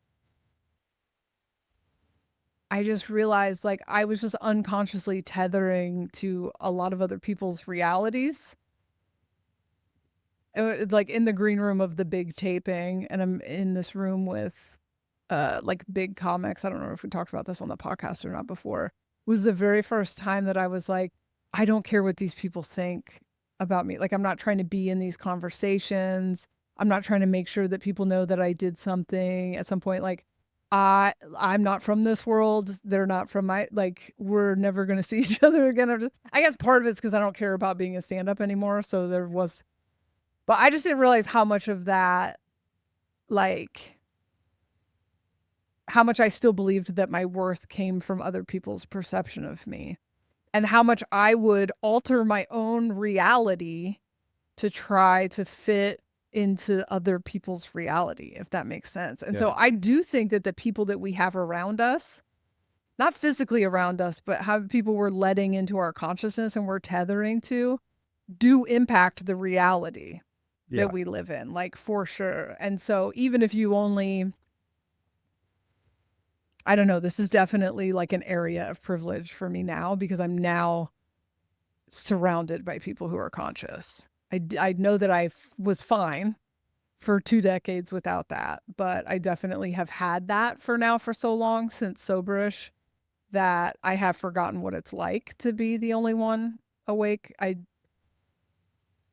do think it was very lonely. I'm not the type to think about things being hard when they're actually hard. I more notice it later in the background, but it is, when you do find someone you connect with, and I think part of what you're talking about is consensus and not objectivity. So like, objectivity means it exists whether you perceive it or not. Right. Yeah. And you're I saying we use the need word to connect interchangeably. on a consensus so that we can build something. Yeah. Yeah. Through like reason and understanding. Yeah. So that's why I was always saying, like, in an objective sense, in that using it in that way was like this transient thing. It's like, we agree with it for now, it's gonna change. Yeah. So you're talking about like objective. resonance. Yeah. Like, you and I resonate on a lot. And so we have been able to kind of create an alternate reality that we live in. We don't even notice the degree to which we live in an alternate reality till we get around people with different categories of reason. And then you go, oh, wow. But those are not like objectively true. I mean, they're objectively true to us, but those are just our own categories of reason that we have created together. And so you can, with another person, build a more solid reality. Right. Because the more people pointing their consciousness at the same thing, the stronger it gets. You know, it's like an egregore reality. And then the other thing, just to add to that, is like, when you're creating a reality, every time we're interacting with somebody else or anything, we're creating the reality, right? So there's always like this collaboration. If someone's unconscious and you're trying to create a reality with them, it takes more energy for you, because you have a wider awareness, to come down to that level and create reality with them. And that's what happens, like, when we're trying to heal and we're only hanging around people that are not at the same capacity of categories of reason. It's exhausting, and eventually all you can do is go down to their level. But you have a memory of having wider awareness and a longing to be able to talk about that with somebody, that it feels awful to be down there. Yeah. And you get depressed, you look for the connection, and you're never going to get it, because like, you have a wider awareness. And so I think even this concept amplified and extended upwards wider is why higher dimensional beings with far more categories of reason don't come down into a manifested state of such dense existence where we've cut everything up into these slivers, because they will get taxed out energetically and even caught in a dense reality, like losing the perception of like, it's all one, it's not separated like this, you know? And so like, that's so profound to me. That feels so true. And it feels through experience when you do have to interact, it's exhausting. Like, and it's easy to be like, it's exhausting to be around you, but it's actually just an energetic thing that, like, you're holding more awareness and you're having to dumb it all down, which takes more energy to do that. To like, I want to say this thing to you, but I know you're not going to understand it, because I'm going to say ether and 4D and all these things that you don't understand. So I'm going to quickly deduce that into different words. What are those words? That's all energy, like bustling through. And then you're going to have to try to explain it. And then they're going to go, still, I don't understand you. Can you dumb it down more, please? And you're like, okay. And that's I think for them, it's like you're making it overly complicated. And right. For us, and you even understand that because you have more categories of reasons. Now you feel self-judgment. Now you're trying to correct it spins out so quickly that on the opposite, when you're with somebody that's like at the same level, it's just so much easier. I'm not having to expend all this energy. And at some point, I have to say 3 words and you're going to understand an entire thought that I just pointed to, Yeah. which happens with me and you a lot, is that there's limited words we can use to like describe something. It's just easier to flow. You don't waste so much energy. You're not afraid of being misunderstood, all these things, but that also is just paradoxical. It's why it's useful to have that experience with somebody else, because you can kind of quickly squeeze out still some of your shadows. It's like, oh, they're not understanding me. I'm complicating it too much. And then I get insecure and try to cover that up. It's like, oh, I still have an insecurity of being misunderstood. I need to work on that. It's a way to get a reflection back. I gotta go pee.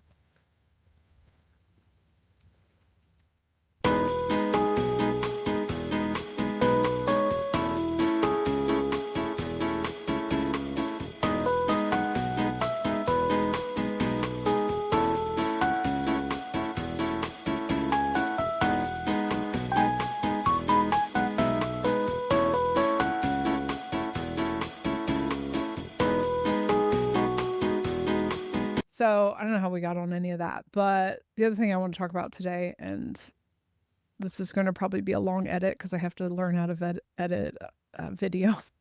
So I don't want to go too long, but I wanted to talk about the praxis, Peter Thiel, oh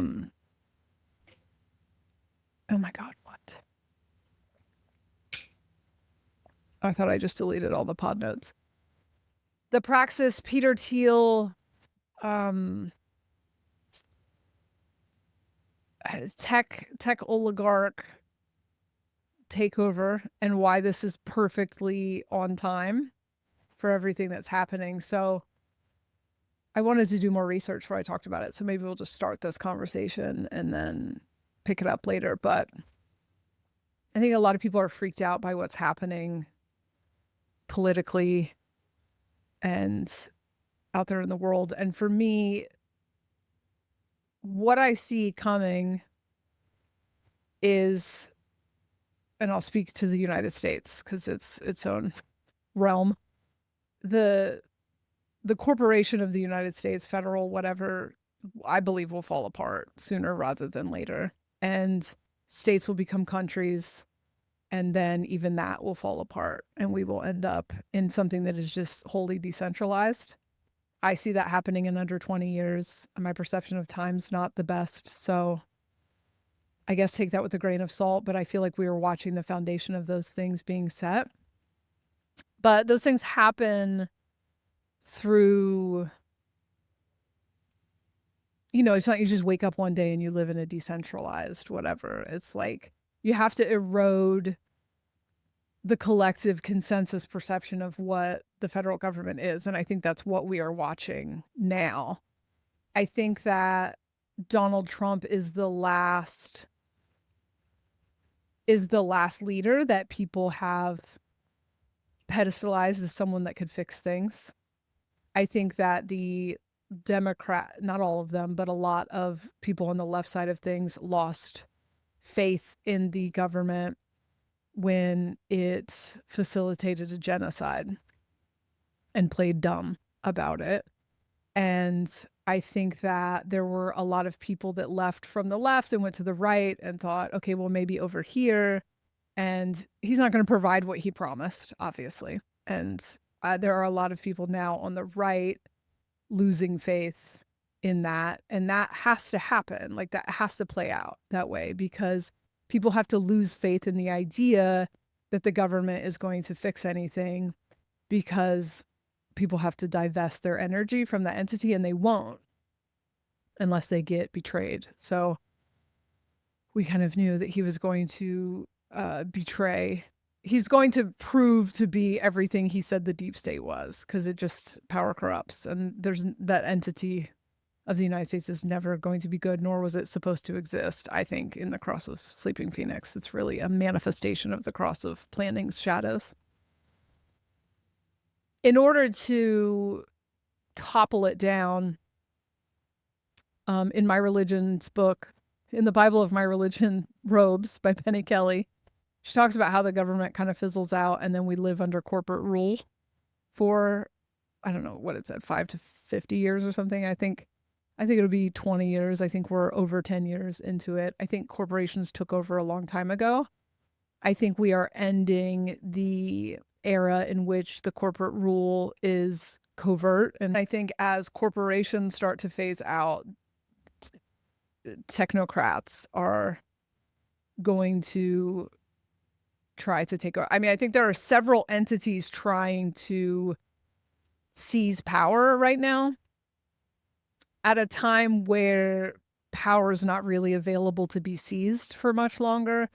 The people, the individuals are stepping into their power, and you can't seize power from people who are in their power. And so that's the process that's happening. Boiling under the surface is this mass awakening and stepping into your power. And people are learning their lessons very fast. And even people who went,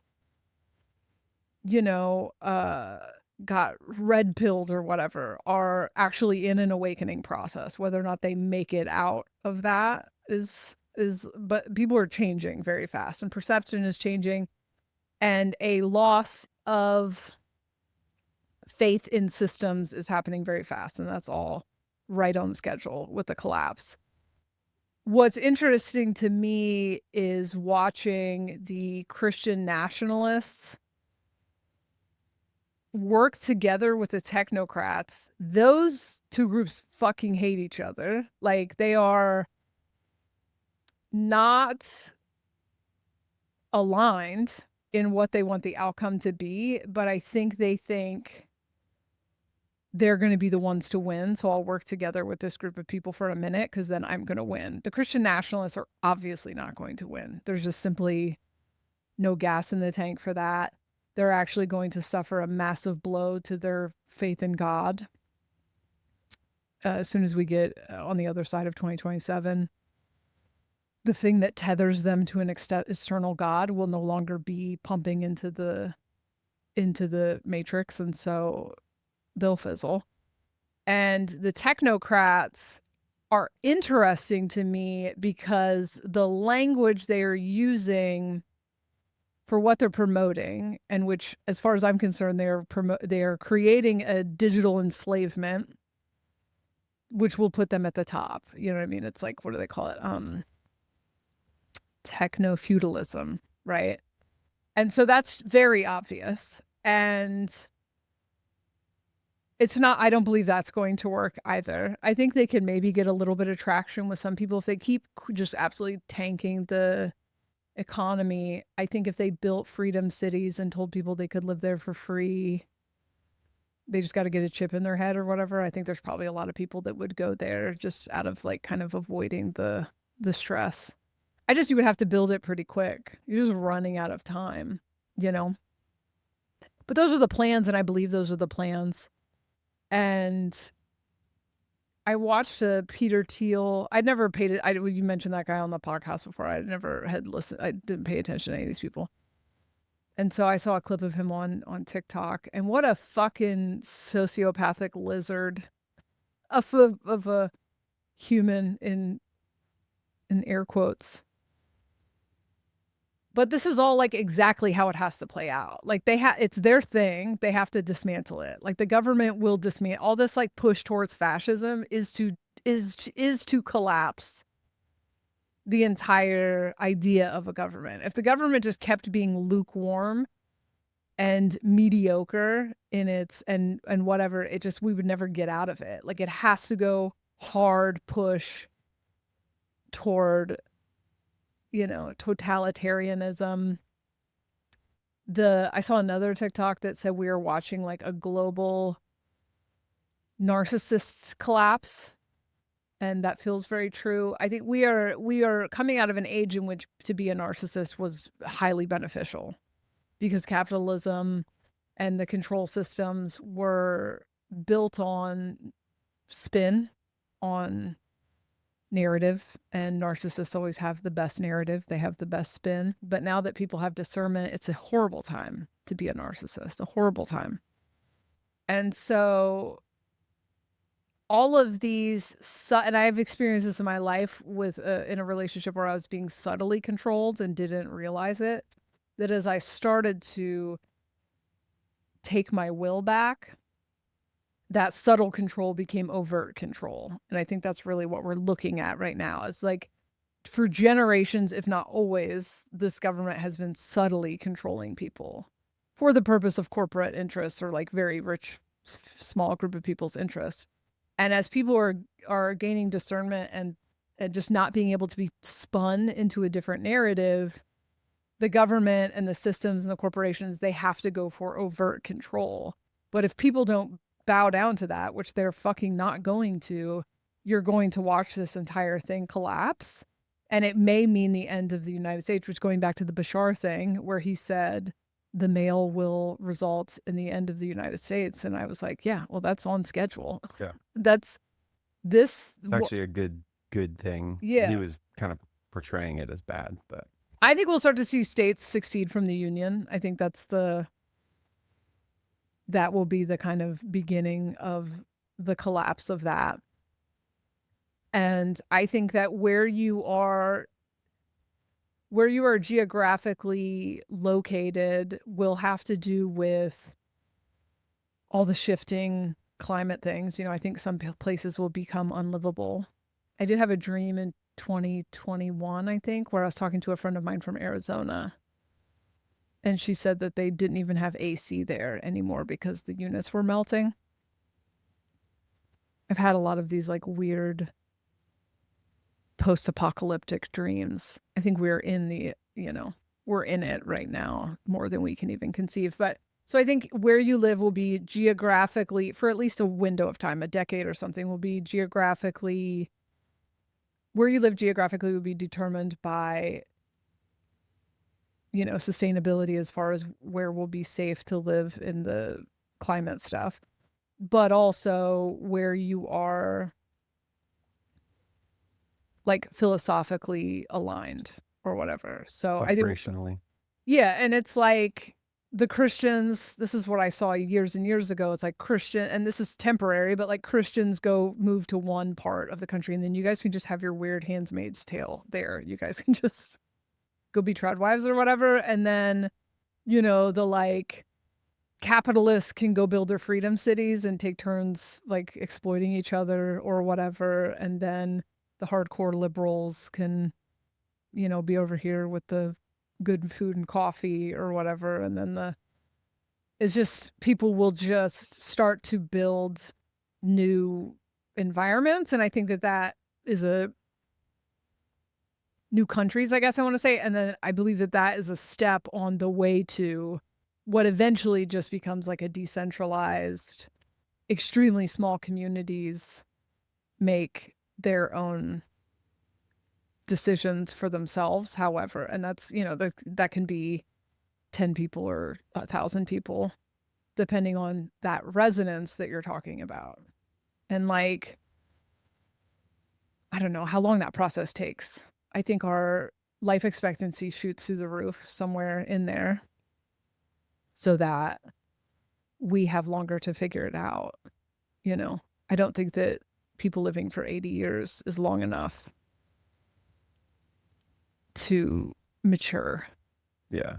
So Alien said like my generation, the youngest of my generation would live to be like 150 on average, but then it would just keep going up until people were living to hundreds, maybe even 1,000 years old. And death becomes just like optional in my lifetime. So I'll have another midlife crisis in 35 years. Yeah, I'm sorry, I'm having to I'm just running another thing as we were talking about at the beginning of the podcast. When I go into a different rabbit hole, I'm like wearing the suit of this quantum reality understanding. And I was just listening from that perspective. And I think something we've talked about a lot before, that I have a new feeling of understanding for it to be like mechanically real or something. There's some kind of different understanding of this, the different timelines that like we individually kind of pull and transfer from every day, depending on decisions you're making. And then there's like the collective one that we're kind of all in a different way, like tethered to to a certain extent, depending on the capacity of how much you are discerning what's going on culturally and choosing what to believe and what not to believe, and kind of grooving in your own timeline, you know? If you have your own timeline that you can see what's happening in the collective and you're still like seated in yours, it's not like you don't get affected by what's going on, right? Like this idea of where you're like, to some extent, when we're on social media and we get triggered by what's going on in the world, we tether to that reality in a way. So like we start to experience it, even if it's just mentally, we're like experiencing what's going on because we're observing it. If you lived in a reality where you just got your coffee ordered by Coffee your delivery. assistant. I mean, hey, when Thank you're you. here, hook me up. How much do we owe you? Is this water? Kind of. Oh, okay. Yeah. Okay. Thank you, Gasson. It might be a little watered. Clear.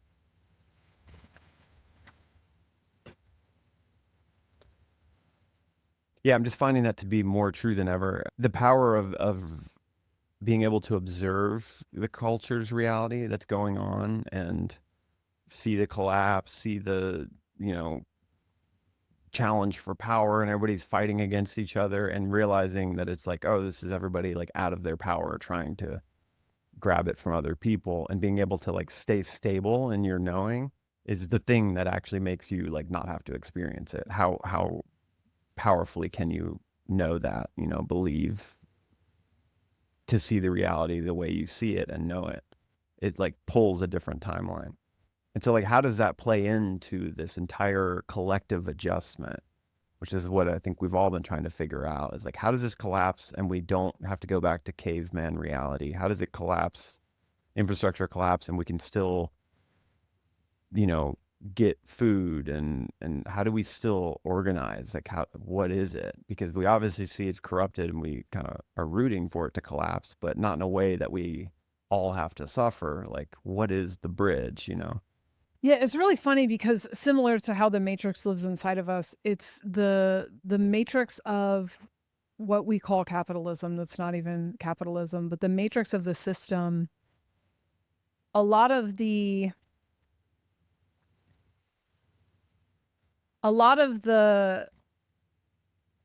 problems that people go, how are we going to solve these problems without the system, are problems caused by the system.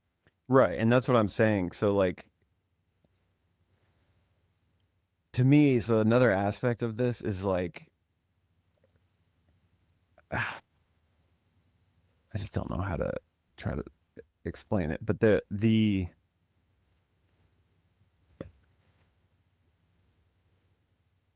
as an example, like the habits we all have in our head that come from the programming of reality.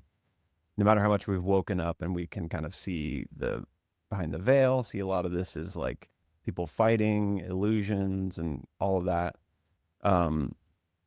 There's still habits in the way that we like daily move through the reality that are still using like an old way of looking at the reality, which is 3D matrix.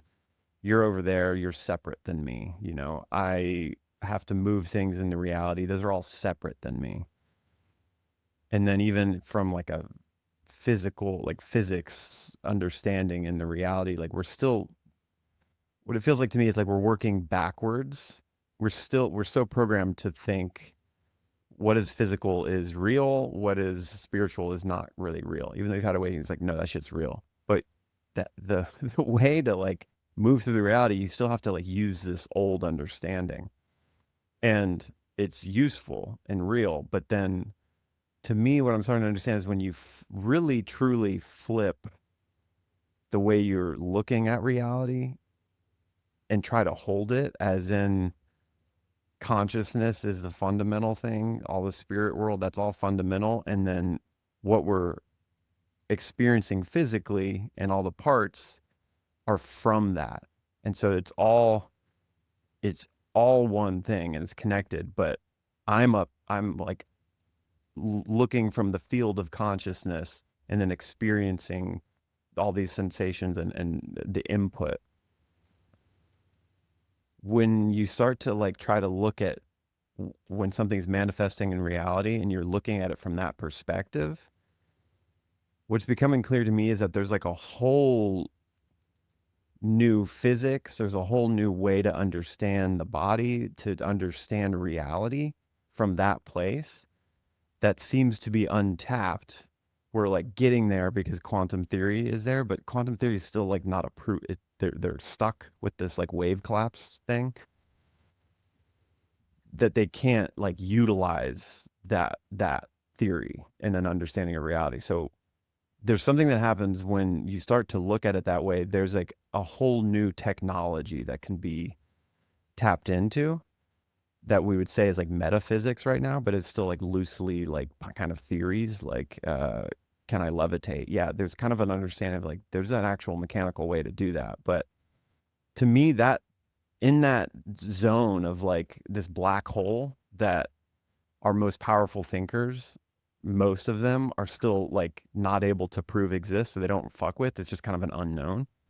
There seems to be like, if there is a real understanding of that, the quickness with which things can be innovated technologically and like physically, like within physics, the understanding of flipping it solves like so many fucking problems. Right. That, and it can happen so fast because we have technology, the classical technology that has been working backwards is still super useful from looking at it the other way. But we know that it only gets us so far. And so now we have this bigger understanding. You can utilize the quickness and with technologies like developing right now in a conscious way that like literally, I mean, it collapses the old world. And so I'm starting to think more and more about like the metaphor of everything is like the collapse of the old world, the collapse, like a meteor coming and like closing out the timeline that the controllers manipulate. And this goes back to the like time traveling Nazis. There's like beings like that are traversing time to control the collective's perception to keep us in their timelines. Right. If you've rooted into your individuality and a collective of people that can innovate in the space of understanding of like a new physics, a new technology, new consciousness, if you did that enough, if enough people did it and there were enough people looking at it, it collapses the other timeline in an instant is what I'm understanding, because we're all still addicted to seeing everything as separate and calling the they that are going to do this technocracy like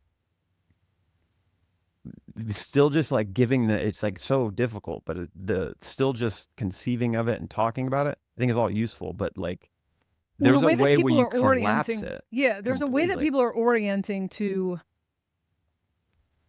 It's one thing with the government because things are already set up in a way that the government can take your house if you don't pay your taxes.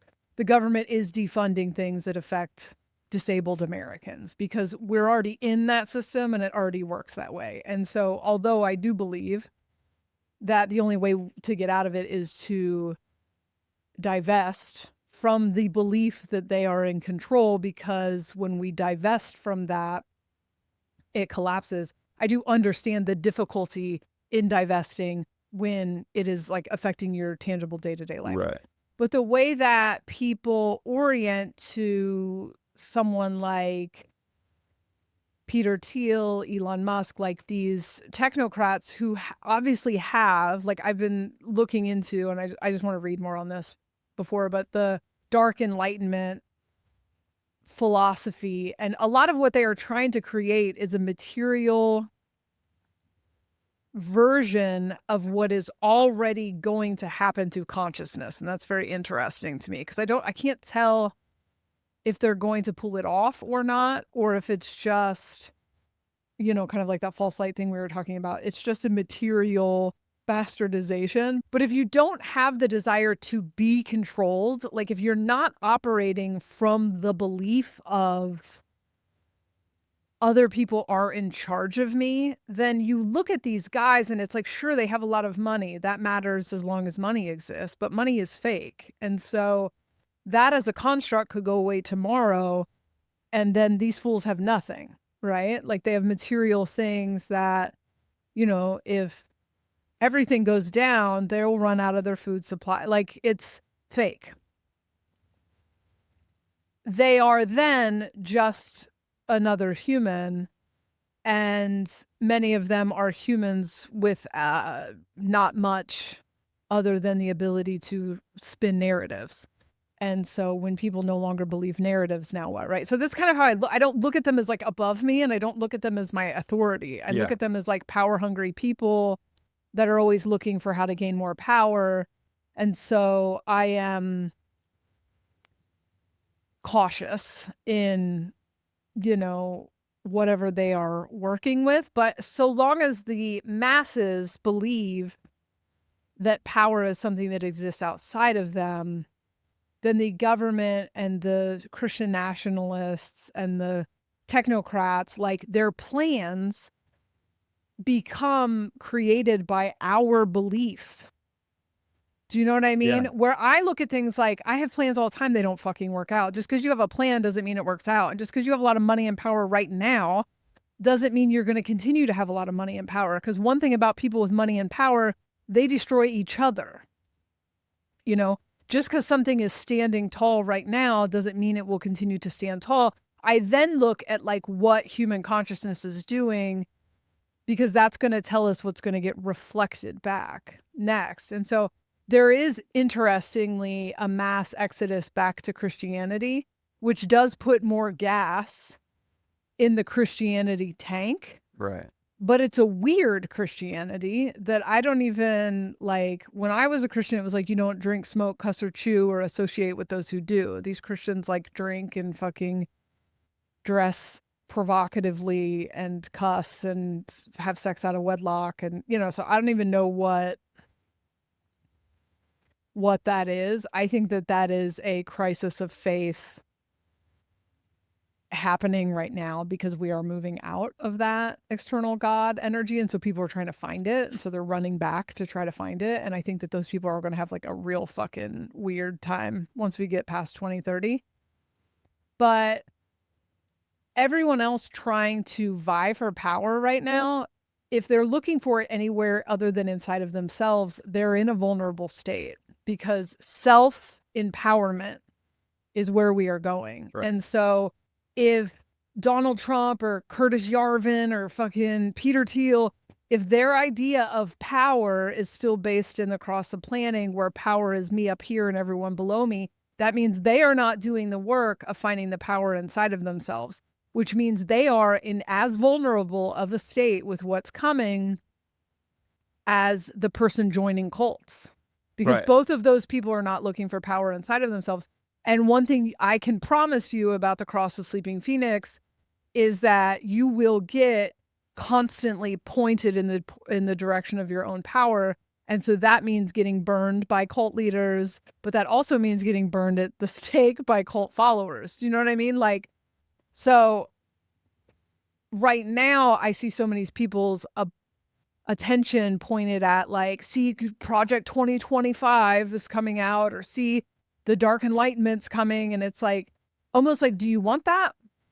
Do you know what I mean? Because those are other people's versions of reality that they are trying to get everyone into. And you're going into it out of a like wanting to say, I told you so. That's what I'm saying. So that's the timeline thing. It's like there's so many traps trying to pull anybody that's not in their power in via whatever little hole they have in their aura that's they're not taking responsibility for, or not like self-empowered.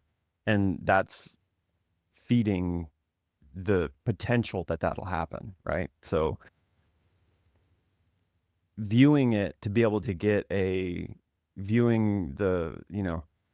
honestly see all these people now, like when you really look at them and understand this power thing, and they're trying to grab power where everybody's stepping into their own power and not feeding them. They're like little children, like all their power is just in this money thing, and like you can see how like lost they are, that it's like they're children. Like it's just, they're like weak little children.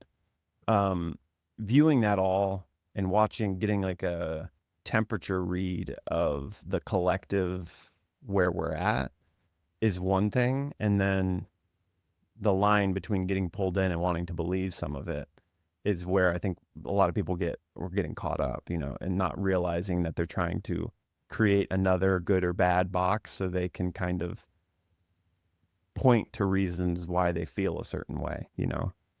And I think that's back to what we were talking about earlier, is like there is the self-empowerment comes with self-responsibility, and that's like what's caught up in a lot of people wanting to, I mean, the Christian thing, going back to Christianity, is being scared of a certain realization in reality and wanting to offload your responsibility to a God, to Jesus, that will take care of that responsibility. And that's what I think is so difficult about actual self-empowerment, means like taking responsibility for what you're choosing to believe, essentially. And that's what protects you from getting pulled into somebody else's timeline, is constantly adjusting your own feeling about yourself, and what is a fear, what is a shadow, what's behind your desire to believe a certain thing. Most of the times, for me, it's been because I'm wanting to not take responsibility for something that's happening, you know? Yeah, I did want to say, while we're kind of on this topic, I think I said a couple episodes ago that I don't personally think that protesting does anything, and I wanted to specify that I'm referring to like standing in the street yelling with a sign. Yeah. At this point, we're protesting 24/7 about something. I just think it's lost its power. I did see a really funny creator who said that like modern day protests are just grumpy parades. Totally. Because like in the civil rights movement, I guess he was saying that they would march on the way to do something actionable, and now they are grumpy parades is all I think now every time I see them. However, some of the shit being done right now in protest of ICE is like exactly what the fuck I'm talking about. Like, this is resistance that's actually using energy to do something. So I don't know if this one's true because I haven't seen a video of it, but allegedly there are tow trucks. Like ICE pulls up and then illegally parks, and there are tow trucks just taking their vehicles. Badass. People finding out at the hotel where they're staying at and then keeping them up all night by honking their horns. Badass. Closing them in so they can't get out of places. There was one place where they closed them in on a farm that they actually had to get water helicoptered in because they were so thirsty. Actual movements of energy, like people coming together and using their minds in ways to make it difficult. There are ICE agents allegedly quitting because they can't take... It's too hard. You have to understand that a lot of people get into law enforcement for the ego stroke. When you make it suck to the ego, that's like using your brain. You're understanding how to subvert the system or how to make it undesirable to be a part of the system. That's like actual resistance. Yeah, there's someone else on TikTok who went to like a mass hiring event for ICE and like learned what they are, like the kind of people that are getting into it and how they're compelling them and stuff. It's that kind of thing where I'm like, understanding the thing that you're dealing with, understanding how to exhaust its energy and use your energy, not in a, this isn't fair, I'm going to hold a sign up, but like, I'm actually going to fuck this up, It's like, I'm always careful what to say on here, but it's like hackers getting in and erasing credit, There's people constantly hacking into all of our shit. I'm sure it's possible to get in there and just start deleting people's credit. I'm sure that's coming. Do you know what I mean? Yeah. Like, people becoming ungovernable does not mean saying, this isn't fair, please change. We need a different president in, we need a cop in here to make it different. It's like, no, fuck this entire system. Fuck all these predatory things. We are taking our power back. We are going to make it impossible to do your fucking job. Understanding that there's a budget for ICE. If you make it take 20 times as long to do what they've come to do, you're tearing through their money. You know what I mean? It's like understanding how this machine works and using that understanding to make it near impossible for that machine to work. And I think it'll start with ICE, and it's eventually going to be all of it. I think that people are going to, like, all of a sudden understand what subverting authority means, and then, like, a whole new world opens up where you're like, oh, I can do it. I highly recommend people watching the movie Catch Me If You Can with who's that? Tom Hanks and Leonardo DiCaprio. Mm-hmm. Two pervs. I think that's the first identity thief in the United States, and how that person operates is like how criminals operate. It's like drugs are not legal. Opiates and methamphetamines are not legal. That does not stop people from doing them, nor does it make people stand out in the streets. Maybe weed, people try to legalize it, but nobody was ever like, legalize meth. They just found ways to do it anyway. And then the government would make it to where it was hard to get the chemicals, and then they would make up a new chemical structure, and then they would make it difficult to get those chemicals. So then they would subvert authority and find a different way to get the Sudafed, and then the government would make it, and so that is the way that people who just don't accept the government's power are the people who successfully subvert it, but they've always been very small groups of people. When the masses become ungovernable because the masses realize it's fake. I mean, there is an enormous amount of people over this Jeffrey Epstein thing that could not previously see Trump's manipulations that are now seeing Trump's manipulations. Yeah. Like, he only has like 5. He's like one of those dolls where you pull a string in the back and it has like 5 different sentences. And he has exhausted all of those on this Jeffrey Epstein thing. So he ran on exposing the list and exposing the deep state as if he wasn't part of the deep state. And then now that he is, trying to do something different, he is now blaming it on the Democrats and the deep state as if Epstein wasn't arrested and suicided while he was president. And so there's a massive awakening happening on people who hold that political identity, and it's becoming anti-government is becoming the political identity. Right. It's becoming the dominant one, which is crazy in just a very short period of time. Yeah. And so, yeah, I don't know. I think that everything is right on schedule, and all these dipshits' plans, like, they're all going to cannibalize each other.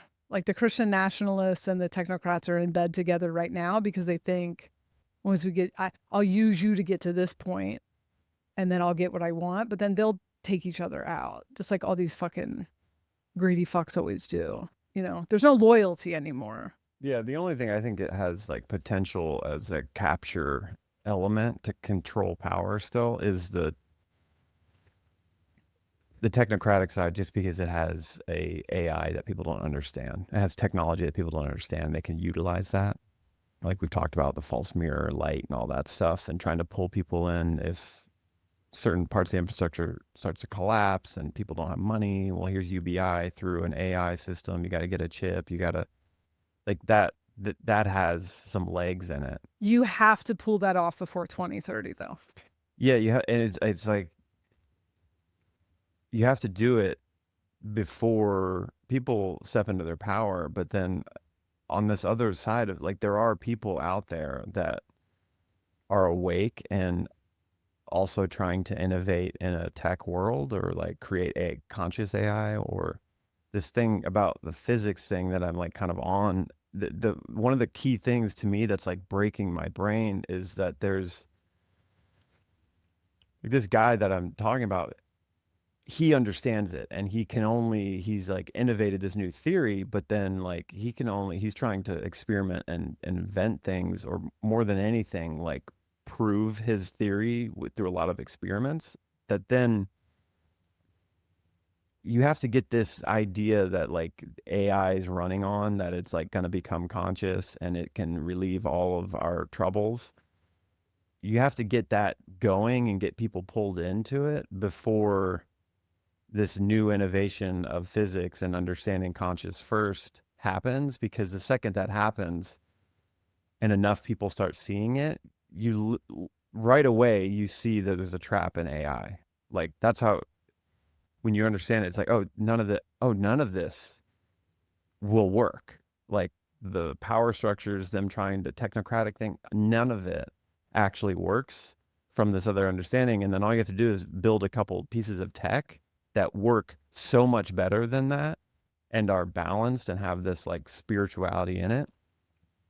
It like literally becomes obsolete in a second because there's a new understanding. And the power to me is like when enough people look at it, when enough people get oh my God, I see what, we were looking at reality the other way. Like when you look at it this way, there's a whole new blueprint of what you can do, what you can play with. The idea of a renaissance that I always talk about, like an artistic renaissance, a science renaissance, spiritual, everything it's all new, because there's like, we've flipped the way of understanding. When enough people do that, it like literally collapses. The thing doesn't work. Right.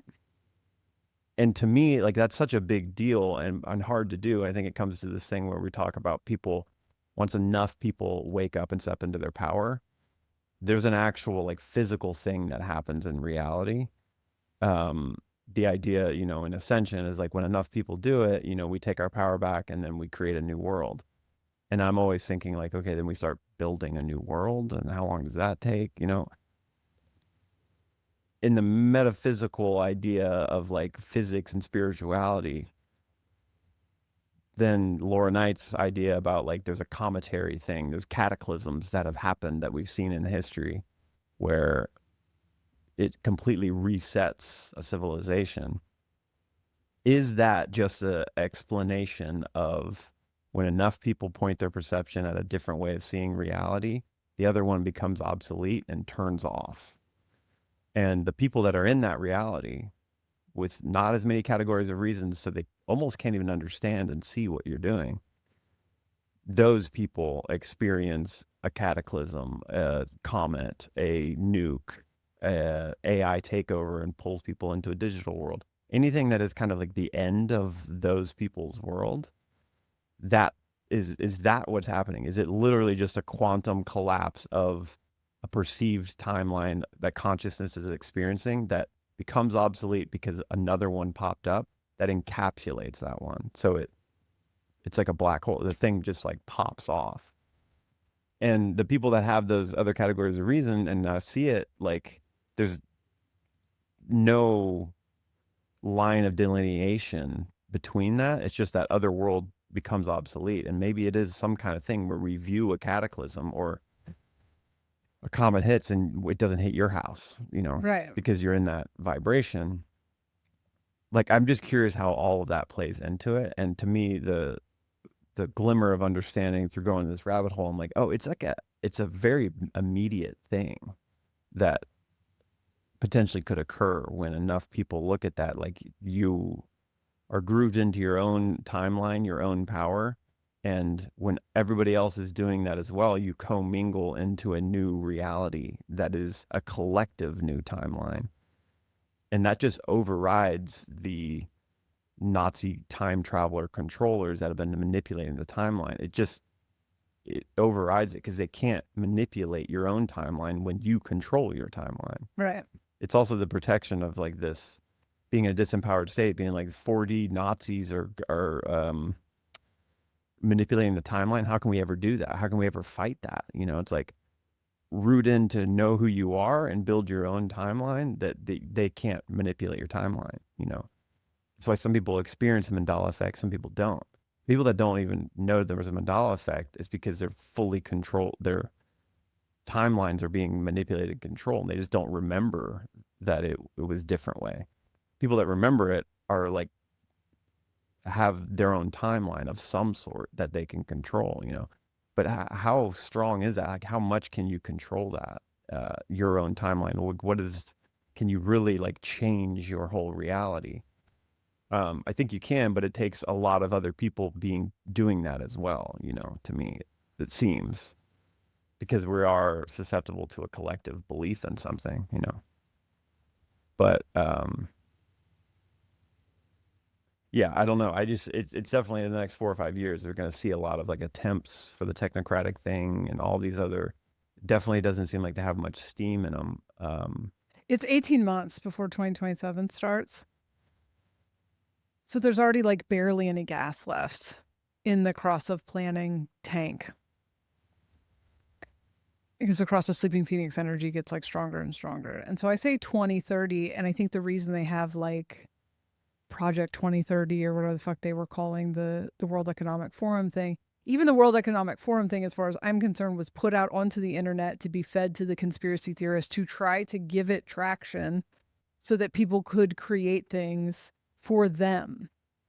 But the thing that's weird to me, and I just want to do more research, but the Dark Enlightenment stuff, they use a lot of words like autonomy and sovereignty and, you know, the anti-democracy stuff in favor of sovereignty, which I don't even disagree with. I don't think we had a democracy anyway, but like, that's not going to work in the new energy. You can't have a democracy with 30 million people or billion, or how many fucking people are here. You can't have that, because you can't represent, like, people are different and nuanced. You can't represent with two things, you know? But it's very clearly a twisted, like, that's what it is for them, but it's about putting people, minions or whatever, below them.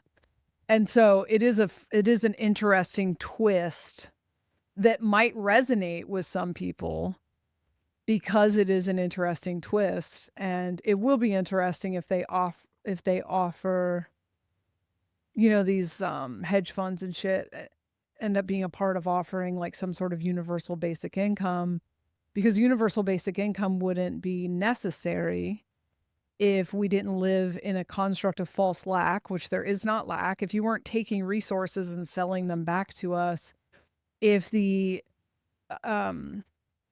you didn't buy up housing, which is supposed to be for shelter, and turn it into a speculative market in which you buy up all the houses to drive the housing prices up. And then I think they're going to put them all on the market and tank now that you've built all these shitty new construction houses. Like, it's all fake. Like, people wouldn't need universal basic income if you weren't crushing them with your false system every day. So once again, create a false adversary and pretend to protect us from it. So now if it's like, hey, here's a universal basic income, you live in one of our freedom cities, you know, where you're actually just being tracked and kind of manipulated, so that I think their ultimate goal is to just kind of experiment on humans. You know, I don't think they need humans for labor much longer. But it's all using Cross of Sleeping Phoenix language, which is very interesting to me, because people are going to be very driven to sovereignty and autonomy. People are going to become obsessed with that. And so it doesn't seem like they are creating something, or even have the intention of creating something about sovereignty or autonomy, or have already figured out to use that language. So that's interesting to me. But do you know you have 30 seconds? Like, it's almost over. It's, you know, 2030 puts us a few years after it shifted. And I think that's when we really start to get to, like, you can't unring that bell. But the further we get into the Cross of Sleeping Phoenix, and it has to do with how many children are born in the Cross of Sleeping Phoenix, because they carry the new conditioning, and how many like older people die from the Cross of Planning.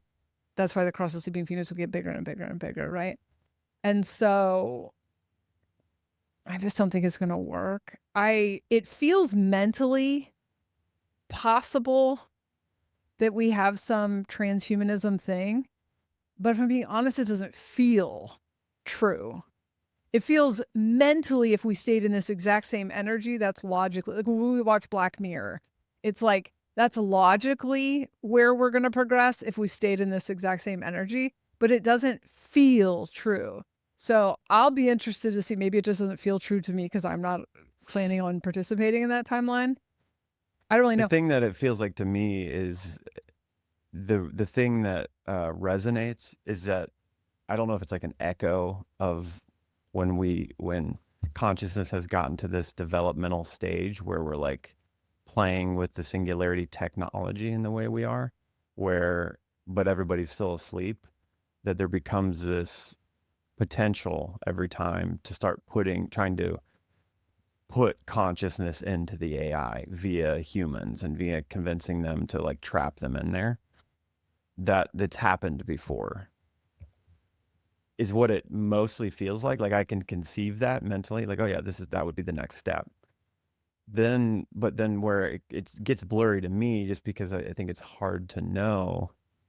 Maybe if you thought about it long enough, you could figure it out. But that it, like, whatever this split thing happens, like, what happens to people that don't come into this knowing and self-empowerment and self-individualize? People that still need a daddy and still need to be controlled and like fed and stuff, like what happens to that? It's like it's just hard to conceive of, and we can have opinions and make assumptions. And so like there's like the idea, everybody talks, so many different people talk about a split where you're going to be able to see them for a while, and then once it, you know, expansion keeps happening, you kind of veer away from each other and you don't see each other. But does one, because it has more awareness, are they able to see one timeline, and the people that don't have awareness can't see the others? Therefore, do we watch people get pulled into a transhumanism world and it is isolated on the actual Earth? Or is it like a whole new Earth that we're in, a different hologram that's overlaid on the other one, and you can see the people in the transhuman, we can relate to them, but they can't see us, you know? And now we're talking about, okay, we're in another dimension, they're in the low third dimension, 4D, 3D. So many different ways to conceive of it. But what it feels true for me is like people that are in their power are going to have fuck all to do with transhumanism, because you would know it's a dead end. Right. And so for me, it doesn't feel real in that way. Like it's not something we are going to experience.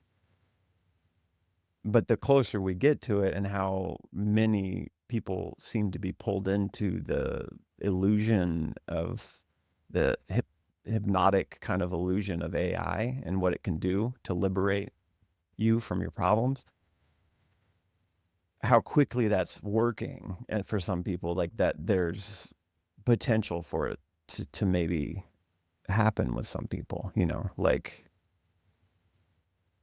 I just don't know. It also resonates that as an echo, like Yeah. the way Atlantis, like certain It's things. also, yeah, it's also been pumped into our media or whatever. I've run out of space. All right. Mark has sessions. I don't think I do. 2027 course. Oh, we have the Patreon. There's a free tier where we just put like the TikToks we reference and the podcasts we reference and stuff. In August, we are starting I think a $7 tier that is just a monthly live stream if you want to go back and forth on some of the things that we talk about here.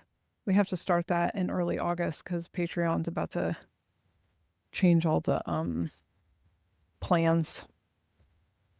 So we're going to get grandfathered into the old one. All right. Peace. This is a video, maybe? Potentially. It looks kind of shitty, but Yeah.